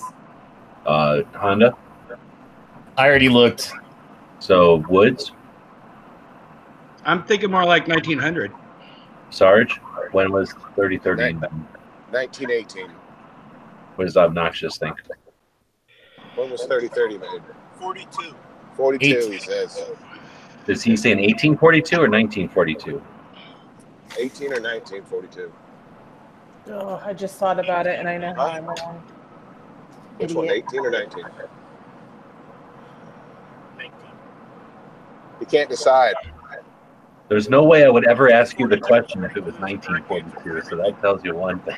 It's 18 or 1942. Which one? Probably 18? Just 42. 42 is the He won't commit to 18 or 19. Yeah, it was 1895, so everybody was way late. 1895. It was chambered for an 1893 rifle, it changed the 1893 rifle, like that. So. Oh, you know what? You're right because 30-30. The reason it has that name is 30 cal with 30 grains of black powder, right? Yeah, so it's black powder. Yeah, I should have remembered. I should have known that. But look how long that gun was popular. What did I just say? 1895. I mean, it's still capable. It's still a competent gun. So 130 years or something, 20 years. And it's equivalent to 7.62 by 39. So that makes it a good caliber. Who invented the 30-30? Wait, isn't it 7.62 by 51 it's equivalent to? No, 30-30. I mean, the caliber, yes. Well, the caliber is the same on all of them. But no, it's 7.62 by 39 and 30-30 are basically ballistically equivalent. 308 would be more powerful than 30-30. Do you know who invented the 30-30? The actual guy? Yeah. Wasn't it Winchester? Anyone? Bueller? Night Strike. He's not here. So we'll have to take that as an answer. But it says Winchester. So I don't know if that meant. I don't think Winchester was sitting there making it. I think that was probably his factory, somebody in the factory. When originally produced by Winchester Repeating Arms. Yeah, it doesn't really say. Well, the 30-30 is just a shortened down other round, right? It's a 30 Winchester CF, WCF, and then it says it's just a version of that, a variation of it. Because I might be misremembering wrong, but in some gun documentary thing I watched, I remember like the 30-30. I thought it was something like just a shortened down previous cartridge that already existed. They just shortened it to work with like lever guns or something. Yeah, for the tubular magazine, they had to have a non-Spitzer round or whatever. It says 30 Winchester Smokeless first appeared in Winchester catalog in 1895. And when the cartridge was chambered in the Marlin 1893 rifle, rival Marlin used the designation 30-30 because they didn't want to put 30 Winchester in the name. Who's not muting? The fuck? So it was basically Marlin and I guess other companies that got sick of putting Winchester in the name of the cartridge, even though they were using a Winchester cartridge. Sort of like somebody called S&40 something else because they didn't want to put Smith & Wesson in the name. So Marlin invented the 30-30, at least the name, right? Because Winchester 30, yeah. The name, yes, exactly. But it's basically 30 WCF.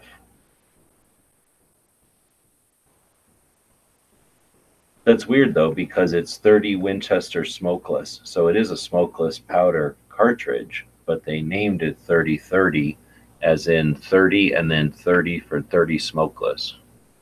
30 grains of smokeless powder. I thought it was 30 grains of black powder.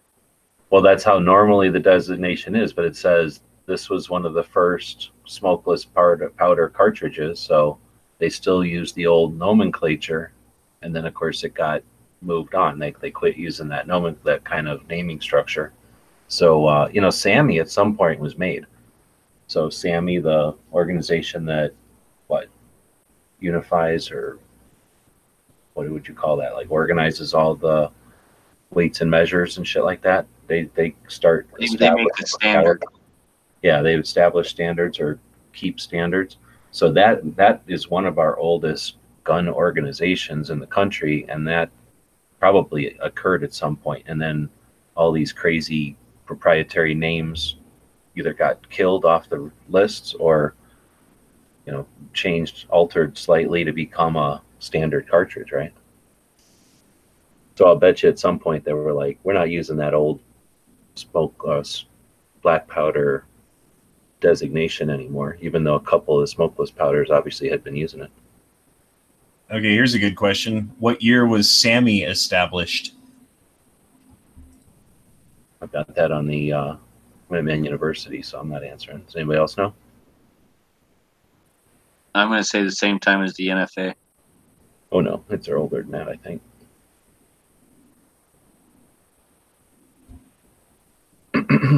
NFA is 1934, SAMI 1926.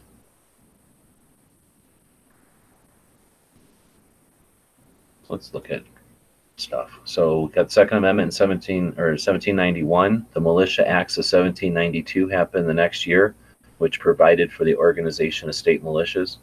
You had your first ban on concealed carry in Kentucky and Louisiana in 1813, which were both removed in 1822. So that was our first concealed carry bans, were in 1813. And they only lasted for, 9 years.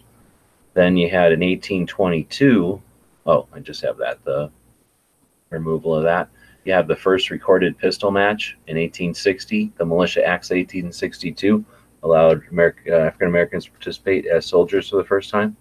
1865, Buffalo Bill began his pistol shooting expeditions. So 1865, isn't that when we just seen the invention of the 30-30? Or no, that was 95.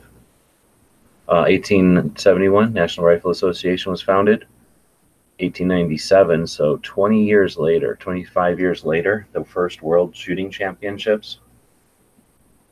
Then you got 1900, the U.S. Revolver Association was created. What the fuck is that? I don't even remember putting this one in here. Then you've got 1903. Bunch of shit happened in 1903, right? But that was also, I'm missing some stuff in here. That was like the militia acts that create the National Guard and Illinois State Rifle and Pistol Association and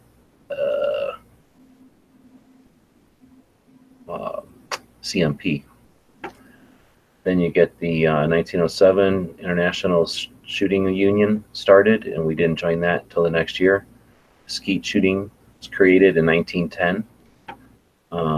Sullivan Act was the first gun law in New York in 1911, which required police permission to own a firearm, to possess a firearm. Then you get SAMI, 1926, 1929, National Association of Sporting Goods, or whatever it is, founded, and that would eventually become NSSF, and that would become SHOT Show, right? So that was started in 1929. That's when the gun industry started to take a stranglehold on our country. They started to get rich and powerful back then before there was slave labor. Back then, little children were born into the gun factories, and they would have to assemble the small guns, the prostitute guns, with their little nimble fingers. And then when their nimble fingers would wear down, they would throw those kids away. It was horrible because of the gun industry. Then you've got the National Firearms Act, which stopped all that and brought peace to the world. And then you've got the Firearms Act of 38. The FFA created FFLs. So we've had FFLs since 1938. You got United States versus Miller, which brings all kinds of confusion to the NFA and whether or not a short shotgun is a militia like property or not or whatever item. The first women's events in the World Shooting Championships. So we started to let women touch guns in 1958. And that's when the violence started happening. You got the NSSF. It's created in 61. You got the Omnibus Crime Control and Safe Acts 68. Holy shit, we just jumped a shit ton there. There's a lot of stuff missing in there. But this is the bullshit beginning of the Gun Control Act, and this is the bullshit end of the Gun Control Act. There's all kinds of interesting shit that happens in here. And this is when NRA ILA, this is when Citizens Committee, this is when gun owners, this is when everything fucking starts to hit. This is when the anti-gunners start to go after the private ownership of firearms. And this is also when a couple of scholars, writers, lawyers, I don't know what to call them, start to consider, is the private ownership of firearms necessary for, like, or it's basically they start to look at the Second Amendment is a self-defense, because up until the 60s, nobody thought about self-defense. It was just a given. No one considered the Second Amendment and self-defense. This is when they started doing that. Was that omnibus thing before or after Kennedy? Because I know the Gun Control Act was all the same thing. All the same thing. It's just the beginning and then the follow-up. I don't know the details, except that every time I try to research this in the past, it's very difficult to find the differences. It was like they started and then they said, oh, nobody's stopping us, let's just go nuts, like let's kind of stick the tip in there, and oh shit, we can do whatever we want, boom, like it just all happened together. But it's two separate things. And I did that because whenever I first started researching this back in the olden days of YouTube in like 10, when I would do these in like PowerPoints and then just screen capture my PowerPoints, I could already tell that these were better to consider them separately, because like this is the 10 things in the 4473, and like this is you have to be 21 or something like that. Like there's pieces of what the result was from each of these, and it doesn't make that big a difference because it's basically all the same thing. But when you really get into it, you know, if you really want to know the details, I had left them separate so that we could list the details separately. Got it. Yeah, so this is when Alan Gottlieb is like 24 years old and he decides to make the Citizens Committee keep and bear arms. And then 2-3 years later, Second Amendment Foundation, he said this is because this was designed to see if he could do it. And then this is once he like got off the ground and started doing it. Gun Owners for America came along a year later and started doing what he did already. And you got your arms export control. This is ITAR, I think, 76. You got your first SHOT Show in 79. Your first gun rights policy conference in 1985. Firearms Owners Protection Act stopped machine guns in 86. Law Enforcement Officers Protection Act. What the fuck did this do? I think this is what lets cops drive around and have guns for the rest of their lives, basically, once they're retired. I think that's what this one is. Undetectable Firearms Act is plastic guns. They saw the movie Die Hard 2, got scared, and literally wrote a fucking law. Every 10 years it gets re-upped because they're fucking idiots, and no one stops that. This gets sunsetted every 10 years and has been re-brought in. I think there was like a 2-year span where it didn't, and then it came back again. Then you got your bullshit semi-automatic rifle ban. So the banning of semi-autos that are basically it's sort of like the assault weapons ban. Like if they had a certain parameter, then they can't be imported. So weapons of war could no longer be imported. That's where you lose Uzis. That's where you lose FALs. That's where you lose SKSs. Where you lose SVDs. Everything that's cool with a detachable mag gets lost in 89. That's Bush. Then you got JPFO was created in 89. Gun-free school zones. We've had school zones since 90. So that's when we got safety. We didn't have to worry about anything happening bad in the school since then. Then you got the U.S. International Shooting Hall of Fame. Got the Los Angeles riot. So why do you need a AR-15? That's old-fashioned thinking that tyranny would happen.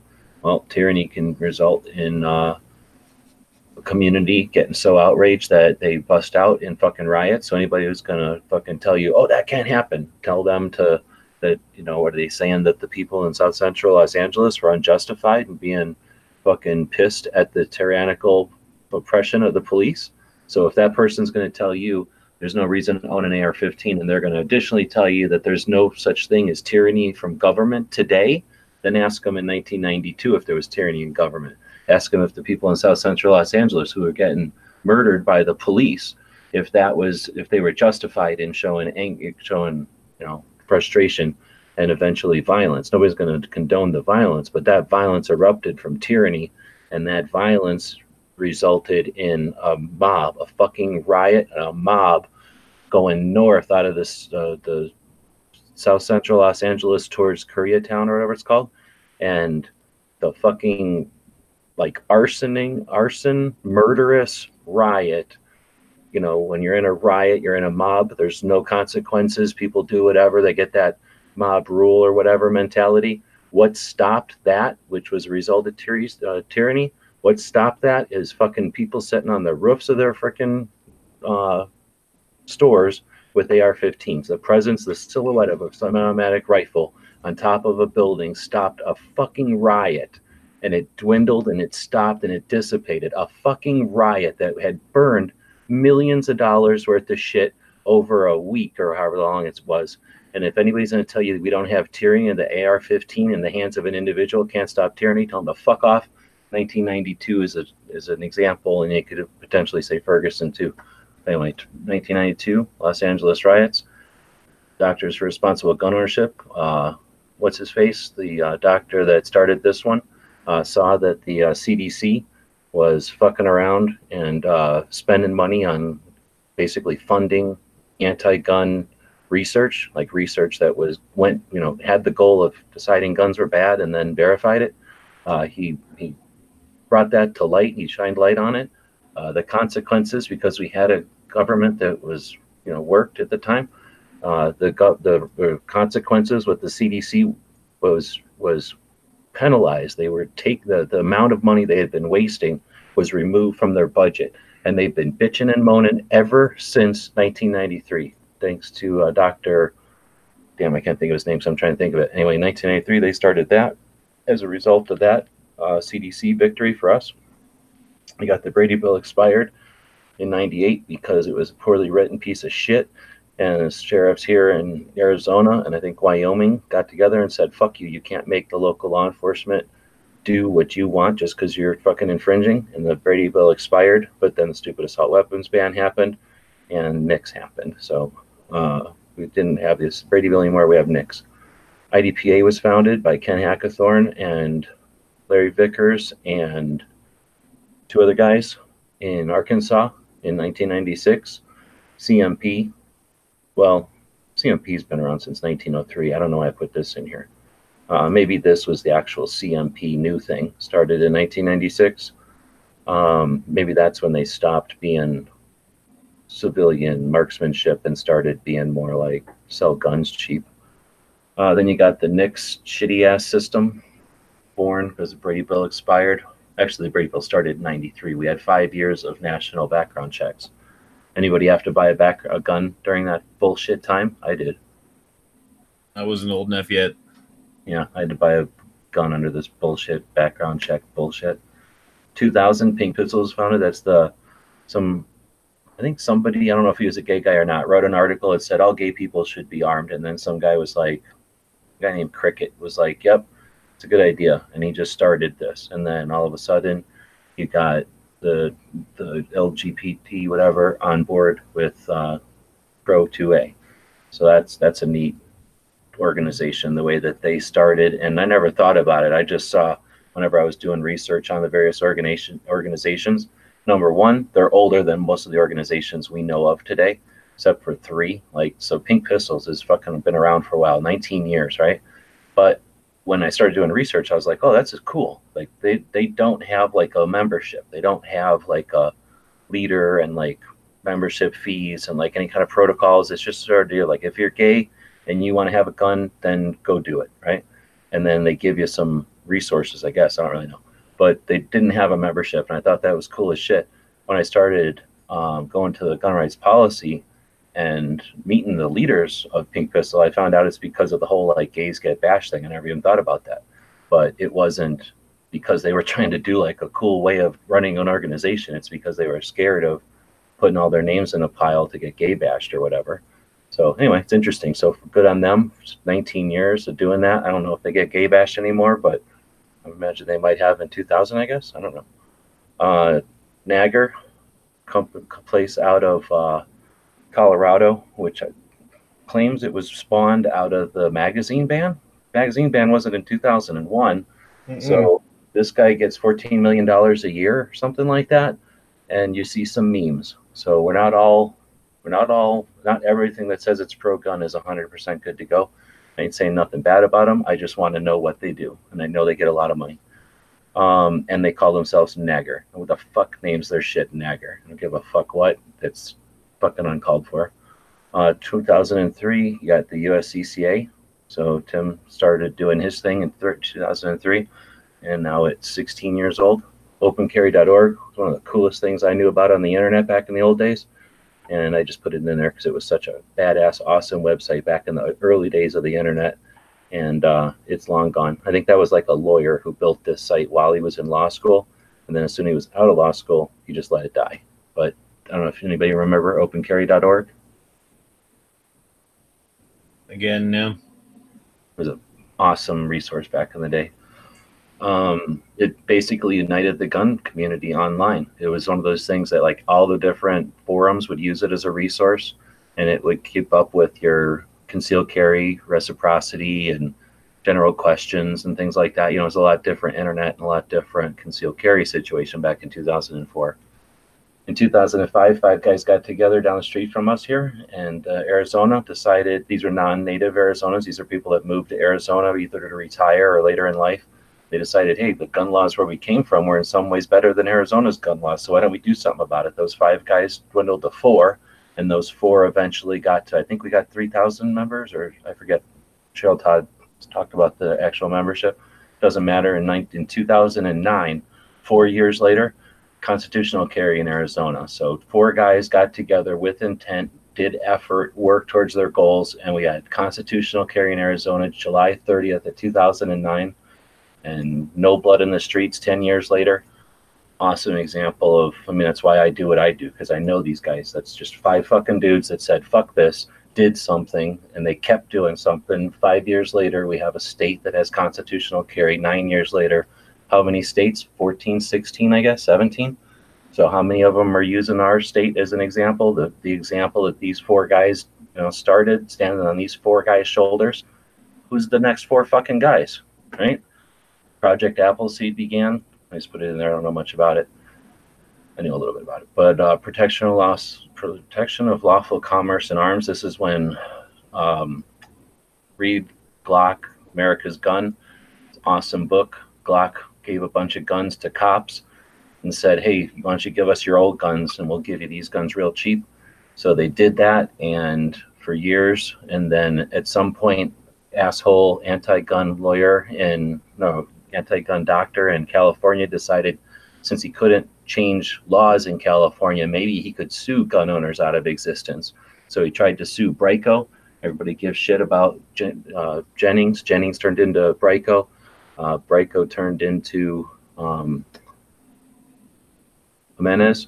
So Brico, while it was Brico, a kid was babysitting some other kid, and the babysitter picked up a loaded gun out of the drawer, fiddled with it, and shot the kid he was supposed to be babysitting in the neck. Horrible fucking situation. They sued the gun manufacturer for some amazing amount of money that no one is insured for, won the law case, and then decided that's a way to get rid of guns in this country. They started to sue people out of existence, right? Well, they got to Glock and they said, oh, you're going to sue us? Well, you're going to sue the police in Louisiana because it's their guns. And that little situation that Glock created ended that. And this is what the result is: the Protection of Lawful Commerce in Arms, which is basically a fucking law that says just because you drove a Ford to drunk drive and killed somebody, it's not Ford's fault.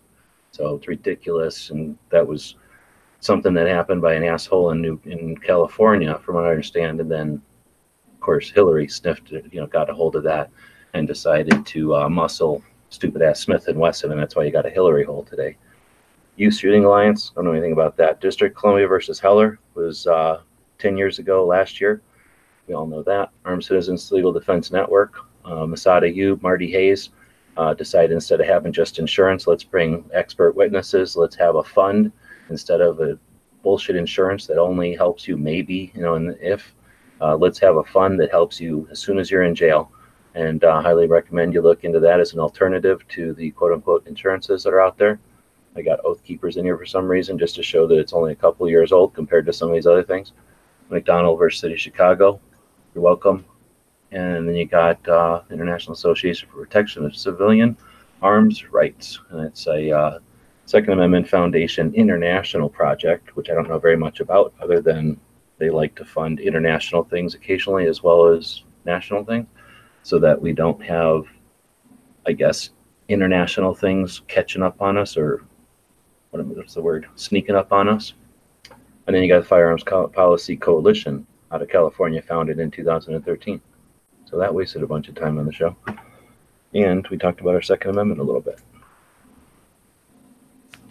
Yeah, when Glock did that thing where they were like saying, "Hey, give us your old gun and take a Glock," weren't they like selling those guns for more than the Glocks cost them to make? Mm-hmm. It was genius. And then more importantly, whenever the asshole Hillary and all the antis came along and said, "Hey, shouldn't it be the person who owned the gun first's problem?" And then it was like, oh yeah, that works really well until it's the police department in New Orleans. So I don't remember the details because it's late and it's been a while since I read that. But like I said, Glock America's Gun is the book that'll highlight that. I forget which chapter it was. Yeah, that book's amazing. Black Cat said he used to go on opencarry.org.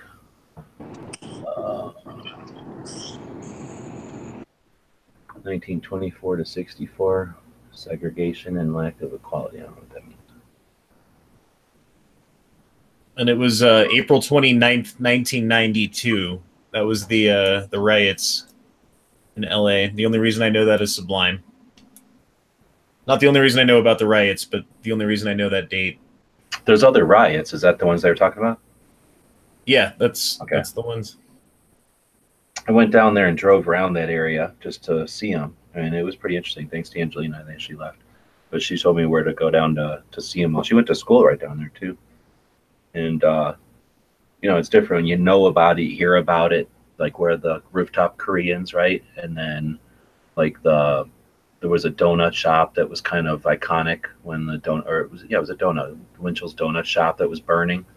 And then, of course, the intersection where it all happened. And the intersection where it all happened is literally if I remember right, it's on the same road as the rooftop Koreans. Like it's 1, 2, 3, 4, 5, 6, 7 blocks north or something, like 7 streets north. So you could, I started to look at it and, it happens on one street, the incident that started it all. The police book out of town. They get the hell out of there. They basically were beating the crap out of some kid or something, totally unnecessarily. Like the neighborhood got pissed and started throwing rocks at the cops. So they booked out of there. They just left. Instead of being cops, they left. And then, of course, the people were getting upset about it because it had been a boiling point. I think Rodney King had just happened, right? So that was so 91. They got into like a big kind of like just pissed off riot or whatever. And then it moved like a block south, and then it just went nuts. And that's when you see the people getting pulled out of the cars, and just everything was horrible. And then you see the guy, and then you get the cops had left. Then you get the riot kind of growing and going south. You get the helicopters videotaping, or what am I saying, streaming it live to the TVs, which are streaming it live. So they're basically on TV talking about, like, showing how the cops are booking out of the area. And they're showing how there's a riot. So in an area that's already got tension and that already has potential, I guess, you got a lot of criminals there. Let's put it that way. Like it's a part of town where there are criminals or whatever, and they can literally look at TV in real time and see that the police are literally asses and elbows out of the area, and there's a freaking mob. So they go out and they start to freaking riot. So they're out there just going nuts. They're pulling people out of cars and smashing on them at the same time. Never forget that's the same neighborhood, the same human beings were watching this shit on TV and saw the horrible shit. And those same people went outside and stayed, stopped the fucking actual, some of the horrible brutality and got in the way of the like mobs and said, no, and got those people to safety. So that same, I just want to put that out there. The people in the neighborhood weren't all fucking horrible. The news was 100% responsible, in my opinion, for this, and the irresponsible way that they projected or presented what was there, and the way that they exploited it all. But certainly, it was a growing pain of technology and distribution of information, and the cops didn't know what could happen, and now they do, and they acted inappropriately with 2020 hindsight. But yeah, it was fucking crazy. So then you get this just fury of like violence that's being fed by the media and not encouraged, but at least made effective through their fucking coverage of it all. And then it starts to turn into a arsonist, like murderous freaking I don't remember how many days, but anyway, so you start to see how close those like Koreans were. I mean, there's nothing that should have stopped that. Nothing. There was physically nothing. It's just freaking walking down a street. It's like blocks away. So it just was literally just time, and the police weren't coming in and stopping it effectively. So it was just happening and happening. And what stopped it was fucking people standing on top of 2-story, 3-story buildings with AR-15s and shotguns. And it's amazing that that kind of horrible shit happened, that it's a glaring example of why you didn't need an AR-15. And then, there was horrible damage and cost to buildings and lives and stuff. And then, what is it, 20 years later, 30 years later, here we are living all in harmony in LA for the most part again. So we still have a society that can handle it. We have a system of government that can handle it. We have human beings that can handle like the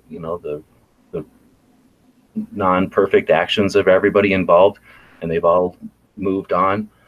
So, people that want to be pessimistic, fuck them. The people want to say we should know AR-15s, fuck them. Like, there's awesome examples in real life of, we just have to know them to be able to explain them to people who are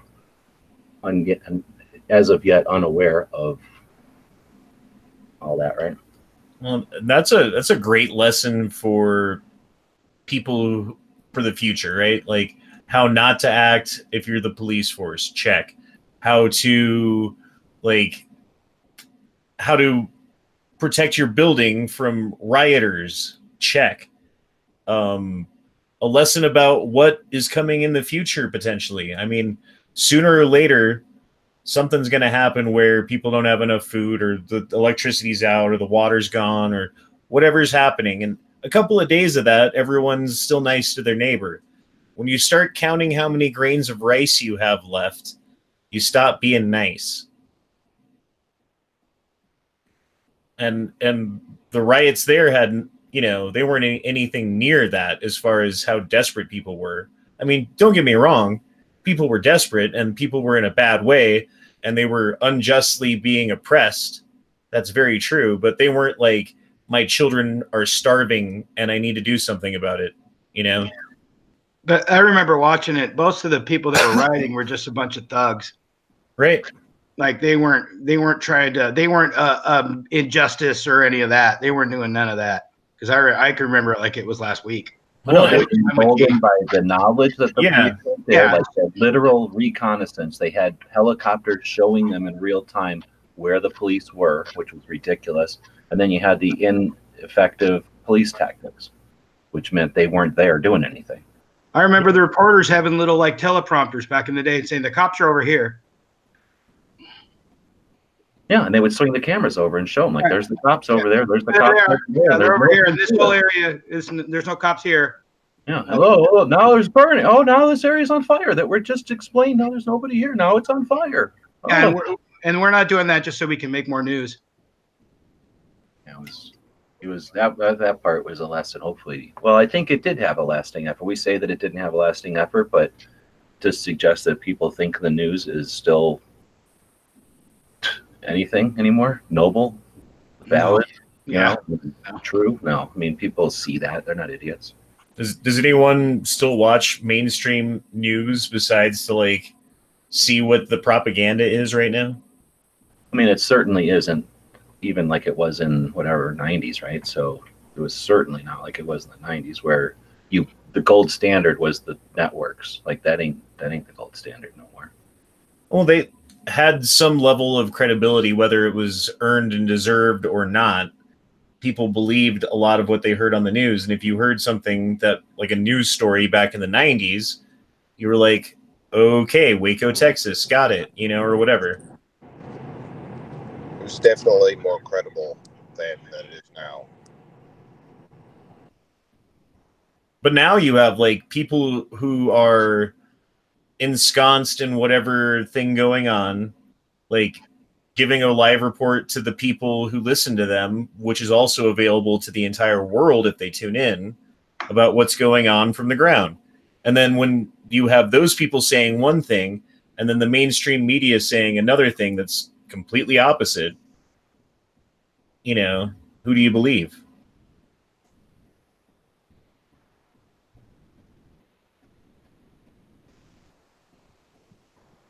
I believe these guys aren't in Tulsa yet. I'm getting tired and I'm not even driving.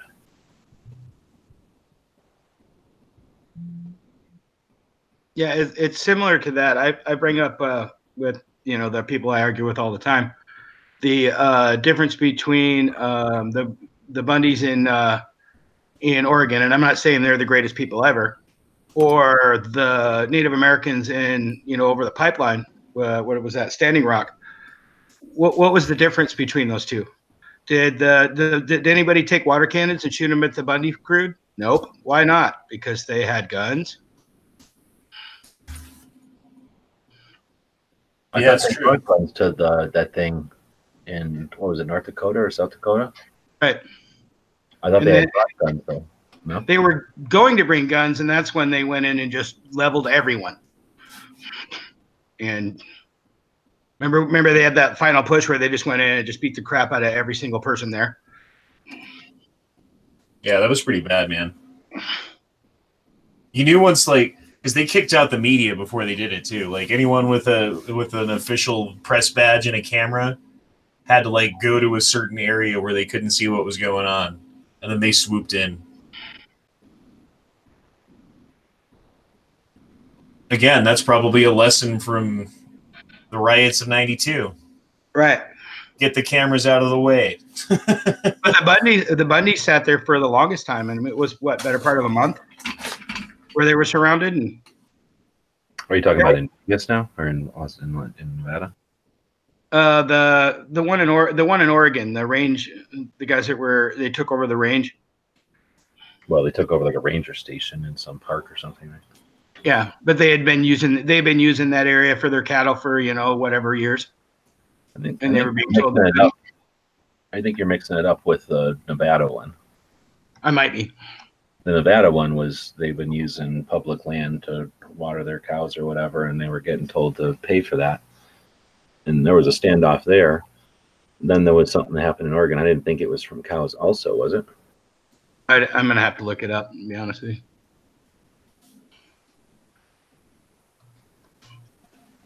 Well, yeah, the one thing I'm thinking about is the guy from the other one went to the one in Oregon to try to show support for them. Yes, and got killed. Yeah, what was that guy's name? Bundy. Yeah. No, Bundy was the guy who had the ranch. What was the guy who got killed? One of the Bundys, I thought. No, it was their friend. It was something else. Oh, I don't remember them. Well, yeah, but my only point is the difference between those two things are vastly different, and the presence of rifles made the government stop and go, wait a minute, maybe we don't want to do like send in dogs or pepper spray or shoot them with hoses or whatever. Yes, definitely. Well, you know how they got them that time, though, is they like waited till they went to town for supplies, right? So they were at the rally or whatever was going on. And then those people left in a car and went to town to get whatever they were getting.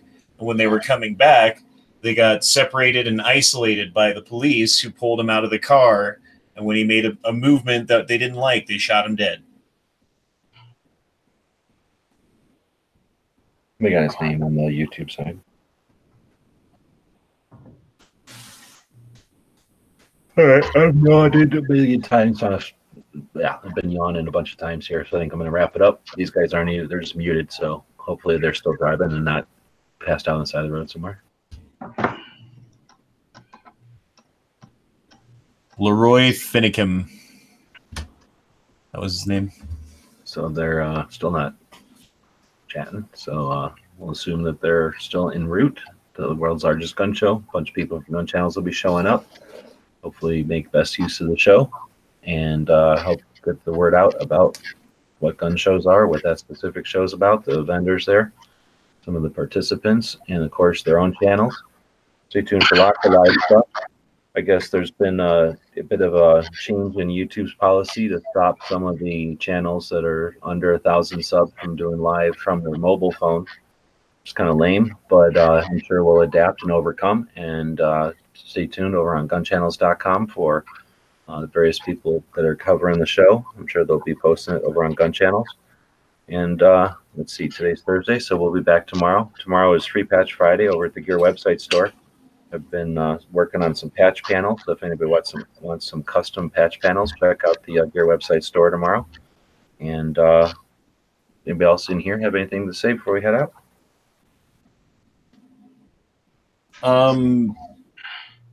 One thing, the patch batch that you did, I know that it's not sent out yet and that it wasn't planned to be until the end of this month, correct? That's right. Cool. I just think people need to know that that was the plan all along, and if anybody gets upset about how long it's taking, then they can suck a dick. Well, I wouldn't say that, but I don't know anybody's getting upset about something that's on the project. No alteration at all from the plan. If anything, we're right on track. So I haven't heard anybody complaining about it. But all we have to do is look at the actual project. Nothing's been altered there. It's the same timeline we've always had. It takes time to make these things, and it takes a bit of time to get 12 people's art all together. But it's all factored in there. And yeah, they're going to be, as far as we know, still on time. So people are chatting about the Bundy stuff out there now. So I don't know if anybody's got anything live happening over on Gun Channels at the moment. It's kind of late, probably not. But we'll see you over there tomorrow, or back here tomorrow. And I don't know if Gizzard's doing his show from the gun show. He probably will. And thanks for showing up.